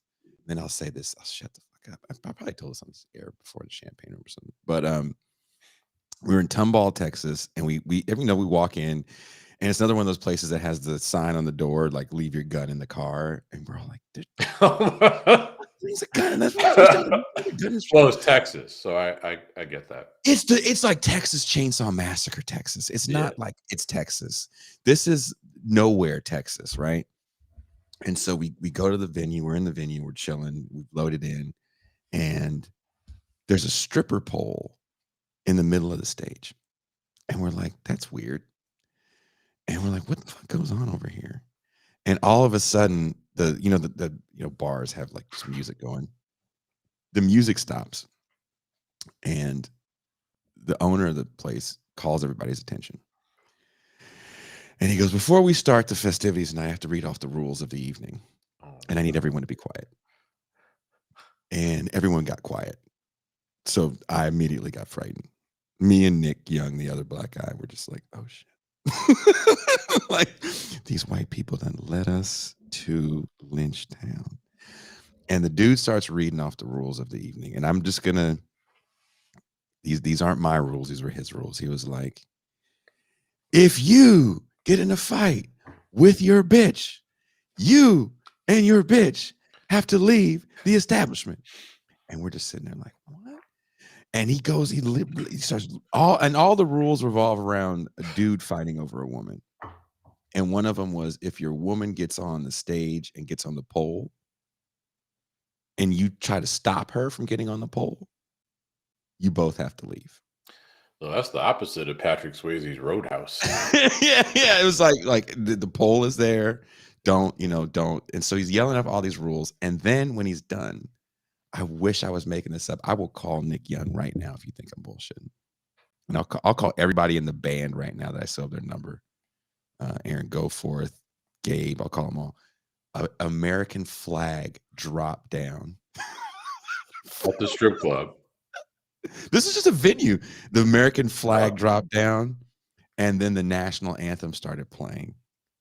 And we all had to put our hands. Whoa. Dude. I've seen too much playing these shows. Well, You know, you have just affirmed a perspective that I've had that Jin Pan succinctly described to me, which was I'd mentioned to Jin that while I love road trips, I only drive east of where I am. I will not drive west of where I am. And she said, "Why?" I said, "Because there's like nothing but scenic death out there." And she's like, "Right. Everybody from the Northeast and into through the Southeast and too thinks of the territories in the United States west of the Mississippi as Texas Chainsaw Massacre." I said, Yeah. "You know what? You're right. I don't know if it's true, but that is my default in terms of road trips. Visiting's a different thing, but I I've don't want to drive on seen, there." but I've seen too much. Yeah. Like I've seen too much, and that was one of those nights we all looked at each other like this, and it never happened again. And I played so many weird places. Never again have I ever been in a place like that where a dude read off rules. Yeah. A flag comes down, the national anthem plays. We were like, "What the fuck?" And but the thing that trips you out more than what you're seeing is everyone else is like cool with it. It just is. Yeah, like, oh, this is what a night at Scuzzy's Bar and Grill in Tomball, Texas is like. Like, what are you? Any big city folk ain't used to this? Wait, so what part of Texas is it in? Tomball, Texas, It's near Houston, I think somebody said. ish. Yeah, Okay. Yeah. I have a student who I like very much from West Texas, and he tells me lots of West love Texas West stories. Texas. Love Yeah, West Texas. he's got some interesting stories and perspectives on stuff. So I yeah. had some great shows in West Texas. I mean, look, we've had great shows everywhere, but there's just these ones that with those moments, you're like, is this the right move in my life? Hmm. Should I have just gone to school like the other smart kids and not tried to make it? Someone asked if I've ever been in the meat rack in Tucson. I don't think I've ever been in the meat rack. There was a place called the Fly Lounge or some kind of lounge in Tucson that we played a bunch, and it changed its name like 15 times. But I definitely played Tucson a lot. The meat rack's kind of a interesting name, spelled that way. If it's spelled meat as in meet someone, that's way Yeah. better than That you don't want to, the meat rack MEAT was in Blade. You can have a club called like the happiest place on earth, but if it's in like Coleman, Alabama, I don't give a damn. You know what I mean? How about Liberty, Alabama? We Or sorry, it's Liberty, Mississippi. another crazy story. We played a place called Super Happy Funland In America? in Houston, Texas. Wow. Me and my ex, we met up with the band in question, the La Last Nova. They were on tour too, and they had a day off, and they were like asking us, like, "Hey man, we really need to play a show. We're trying to go back. Things didn't work on this run. Blah blah blah. Can we play with you guys at this place?" We're like, sure, sure. And we talked to the venue. We got a show. We didn't know what Super Happy Fun Land was. We had never played there before. I think it's gone now. And it was the craziest place I'd ever been in my life. It wasn't Japanese themed or anything, was it? It was a venue. It was like a weird thrift store. It was an art installation. It was kind of like the inside. Have you ever seen that movie Maniac? The horror movie, man? Yes. Portions of it. It's kind of like if that guy was like, I could just go around killing people by myself in this house. I should kill them in a warehouse and then have shows while I do it. And that's what that place felt like. We won't do this now, obviously, but did we talk about Malignant? You and me? That was one of those. No, I've heard horrible things about it. It's terrible, but basket case like kind of. Yeah. That's terrible. Did we talk about Barbarian? No, I haven't See, seen that's something we should do. I heard that's great. Officially. Kinda. I enjoyed it. It's completely unrealistic in some critical ways, but that's all right. I enjoyed it. I love Justin Long though, so that's part of it for me. Very nice guy. Great actor. Yes. A lot of range with him. Super Happy Funland also was scary because it's in the middle of nowhere, Touré. And usually when you show up early to the venue, they let you in to load in, whatever. and we got there a little Okay. early. Uh-huh. Knocked on this crazy door. You know, it really was like a weird hippie bunker thing. And someone finally comes out and he's like, "What?" And I'm like, "I'm one of the bands playing tonight. Can we come in and load our stuff?" He said, "No." And he just shut the door. Oh shit. Well, because of you, I watched Green Room, and Yeah. I Yeah. enjoyed it. That's some Patrick real Stewart. everything about that movie, other than siphoning gas. I've never done that, but that is real. Like the show they play in that little like Fridays looking restaurant thing, totally real. Yeah. And that whole conversation that happens, "Hey, my cousin's got a," that is the realest thing ever. "You're gonna get a guarantee." I won't tell that story on air, but yeah, there's so many moments in my life where Green Room was just hitting too close to home. Yeah. Anyone watching this show right now that's been in a band, Green Room probably hit too close to home. If you were touring for real, yeah. Well, sometimes when my wife and I take road trips, we call Jason for a real time interactive podcast to tell us his real life tales from the tour bus or whatever, Mhm. working on an oil rig, whatever. And unlike a normal podcast, you get to ask Jason for follow up questions and additional details that he wouldn't have thought to share. But that's the special Yeah. service. I don't Yeah. know what level of Patreon that would be. The top tier people get a phone call, and I initially designed it so they can talk to Pascal, and I've been very shocked that people want to talk to me. Jason has great stories. So I think Live the life. I enjoy talking to both of you. But if you want entertaining stories, I think Jason might be the better bet. Like the second time I was on an oil rig and it got raided by the Coast Guard. Pascal does not have that kind of story. He has other great stories, but not that guy. Well, the birthday boy is about to arrive, Okay. and I promised I was going to make dinner. So You some European people over here. Like, you gonna start making dinner at 8:30? Oh yeah, we're dudes. When you Dudes. motherfuckers going to sleep? 8 a.m. No, I mean we're not doing like blow all night. I mean, it's not like we're gonna. You want cocaine? No, we've been watching Nightmare on Elm Street. I think I told you this. We started at 4 because we wanted to know which one was the pizza where there was faces in the pizza. And we couldn't remember which one that was, so we said, "I think it's 4." So we watched 4. Then I swear to God, we looked at each other and we went, "We got to watch 5." And then we watched 5, and then we're like, "Okay, let's watch them all in chronological in order, but in this order we're going." So we even watched the remake. We just watched part with 1. Kelly Leak. Yeah, with Kelly. I can't take Kelly Leak serious. As Freddy. And then we're supposed to watch part 2, and then I think we're actually gonna watch the series because the series is on Amazon, Freddy's Nightmares. So we're gonna watch the series and we're gonna end it with Yeah. part 3. Was that in the 90s? Freddy's Nightmares? No, 80s. 80s. The Yeah, 80s. I saw. I remember that. I watched some of them. Yeah. And as you know, as I recently learned, my wife does not like Nightmare on Elm Street, so I can't really watch that. In her Well, presence. you've been invited here numerous times. You can get on a plane and you can watch Nightmare on Elm Street. We can And have a clearly that would be marathon. better than driving out in that direction. I've driven to Chicago from California too many times to count. Like I literally don't know how many times I've done that drive.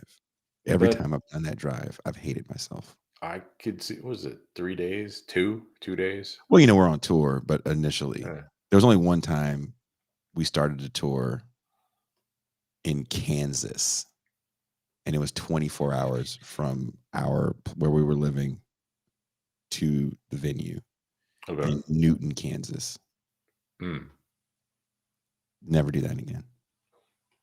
Yeah, I could see that. But yeah, I don't. I don't need to see America. I've seen it. And yet your trips across America have offered you useful insights into the complexity of life in this country and the Mhm. problems with identity politics. Oh my God. Yeah. If yeah. I'm sad that a lot of my pictures got lost when Facebook killed my account. But if you really want to see, I think we took a bunch of pictures. The Le Fin Absolute du Monde Facebook page is still up, and I believe a ton of those pictures are still up. You could see, all the nothing. We were pretty good about documenting it like the first 3 or 4 years, and then we just stopped Mhm. caring. So it's really hard for me to take a picture of something because I just love enjoying moments opposed to having to photograph them. Hmm. So No, I'm 100% with you. I've let a lot of interesting moments go by without saving them for posterity, just because if you decide to take the picture, then you just lost the moment. yeah, it's hard. It's hard to get that candid shit like you did back in the day before cameras were kind of ubiquitous. And Mhm. it was hard to remember. Our buddy Conan was here while he was recording his album with his band, Conan Neutron and the Secret Friends, which is like an all-star group in my opinion. Dale Mm. Crover, the Melvins, Tony Ash from Coliseum. Um, and I forgot, dude, because we were having so much fun. We were having these great conversations, even when we were arguing. I forgot, and I made sure. And the picture that I have up, it's on one of our Instagrams. We just got done having kind of not quite an argument, but a bit of a disagreement, and I had a great time. So, you know, I didn't take a lot of pictures from New York. I wish I took more. I Mm. had a ball in New York with all those dudes, man. Well, Chicago has a nicer skyline. It's hard for me to admit that, but it is what it is. Are you still coming out to the KC thing when we do a KC thing? Yeah, when is it? We don't know yet, and now I just said it on air. Oops. No surprise there. Now you know where the next live thing is gonna be. Yeah. But I'm really excited about that, and hopefully Jordan will take some pictures. I don't know. Will Maybe keep she'll me be smarter than posted. me. Maybe she'll be smarter than me. But thank you, Touré. I got to get ready for this All right. meal. I promise. Enjoy your handmade birthday meal, belated birthday meal. And I know you are the king of presentation as well. So it will be a feast for the eyes as well as the belly. So many. You're one of the few people that see the pictures of the plated food. I don't post that on social media. Hey, I mean, it looks good. You got down to the point where my wife's like, "All right, do you think Jason would like how I present it?" I almost took a photo of something that she did, but I decided to pass. And one time she made nachos for herself. For Uh-huh. herself, it was like vegan nachos or something. And I was like, Jason would not approve of the conversation. And she's like, "Well, fuck Jason. It's not for him. As good as a motherfucker." So The color that's has to what be right on matters. everything. I've Yep. created this new thing called guaca salsa, and Okay. you have to try it. So it's I'm gonna. You know what I should do? I'm gonna have Ben Burgess. I'm gonna record him eating it and have him give a review of guaca salsa. okay.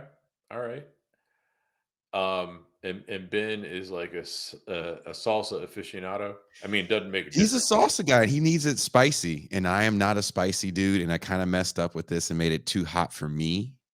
Mm. And I had a house guest that enjoyed spicy food as well, so they were a big fan of the guaca salsa. So And so clearly, this is guacamole and salsa. it's kind of a combination of both because I hate avocados. So then, not guacamole. It's not really, but she calls it guac. They call it guaca salsa. Oh, all right, all right. I mean, there are blends of that, which Yeah, I've had. When it comes to salsa and guacamole, I tilt toward strict segregationism. you have to try this. This is a game changer. I Okay. hate guacamole. I think guacamole is the devil's vomit. I hate it. It took me a long time to cozy up to it. And this, I as the young people say, I fucks with this. Mm. I fucks with this. They've been saying that for a while, though, haven't they? I speak. That's very delicious. Yeah. I'm a fan of this. Yeah. Well, I mean, this is old news, but the ubiquitousness of dope. Mhm. I don't mean the drugs, the expression Yeah.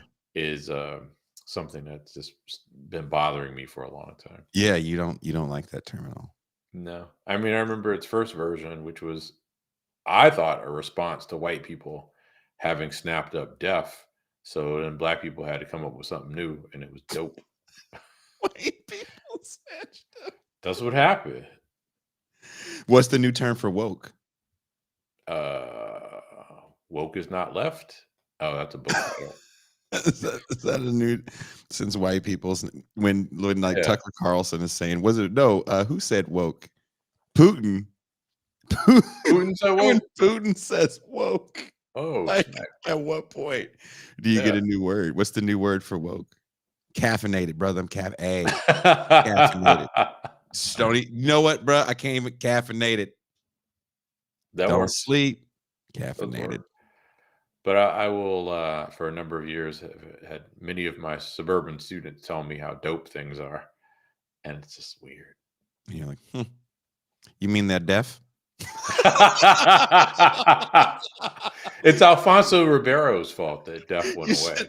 You should talk to them like Sidney Poitier whenever they say something's dope. That would be pretty cool. If I could, I would, but instead, I'd more likely to descend into an Obama, which is a variation on the same theme, folks. I remember as a young man smoking the reefer in prep school. What was that poem Obama was reading about pussy and ribs? And see, I almost took you seriously for a second. You've never seen that? No. You think I'm making this up? I would love to see that. Yeah. Wait a minute. I can't see the chat right now. Someone watching this show knows about Obama talking about pussy and ribs. No? What's Michelle have to say about that? That just feels wrong. Or was it from his bio? Was he reading his biography? Jesus Christ.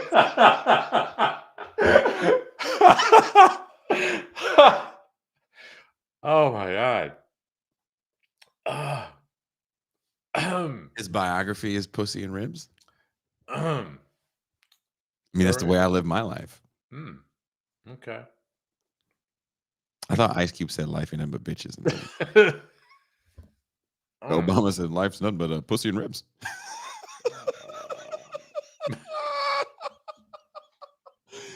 His 3-volume, 700-page biography.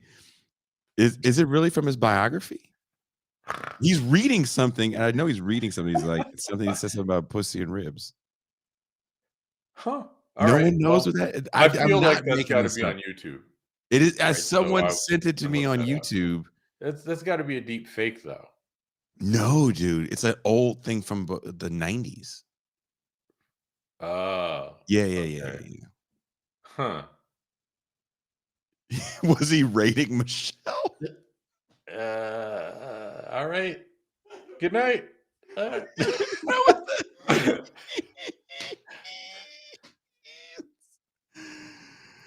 Oh my God. Someone said this show's gone off the rails since when? Inception. Since its inception. Let me be clear. Let me be clear. I want to find it and play it, but I know if I find it and play it, they're going to strike. This is a nightmare. I will just look it up myself on YouTube. That's going to be a great YouTube search. Make sure you inform. I won't do it at work. Jason said, Obama said, right. I don't think she's watching either, so she wouldn't know where it came from. So, Just make sure that that's all cleared. yeah. Yow. It was some dude he was quoting, and he read that part in a hilarious voice. Dr. Claw saw it. Okay. I'm telling you, dude, it's a real thing. Obama says I'm pussy and ribs. I'm down. I'm gonna go look for this. It's open. See, Burgess is here. There it is. All right. All right. And we are out. Oh,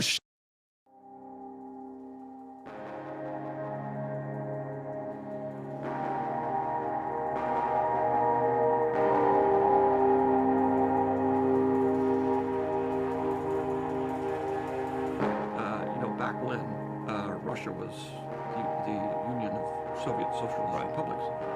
And they'd say, oh, but aren't you so glad that you're in America? I said, well, I know a lot of Russian filmmakers, and they have a lot more freedom than I have. All they have to do is be careful about criticizing the government.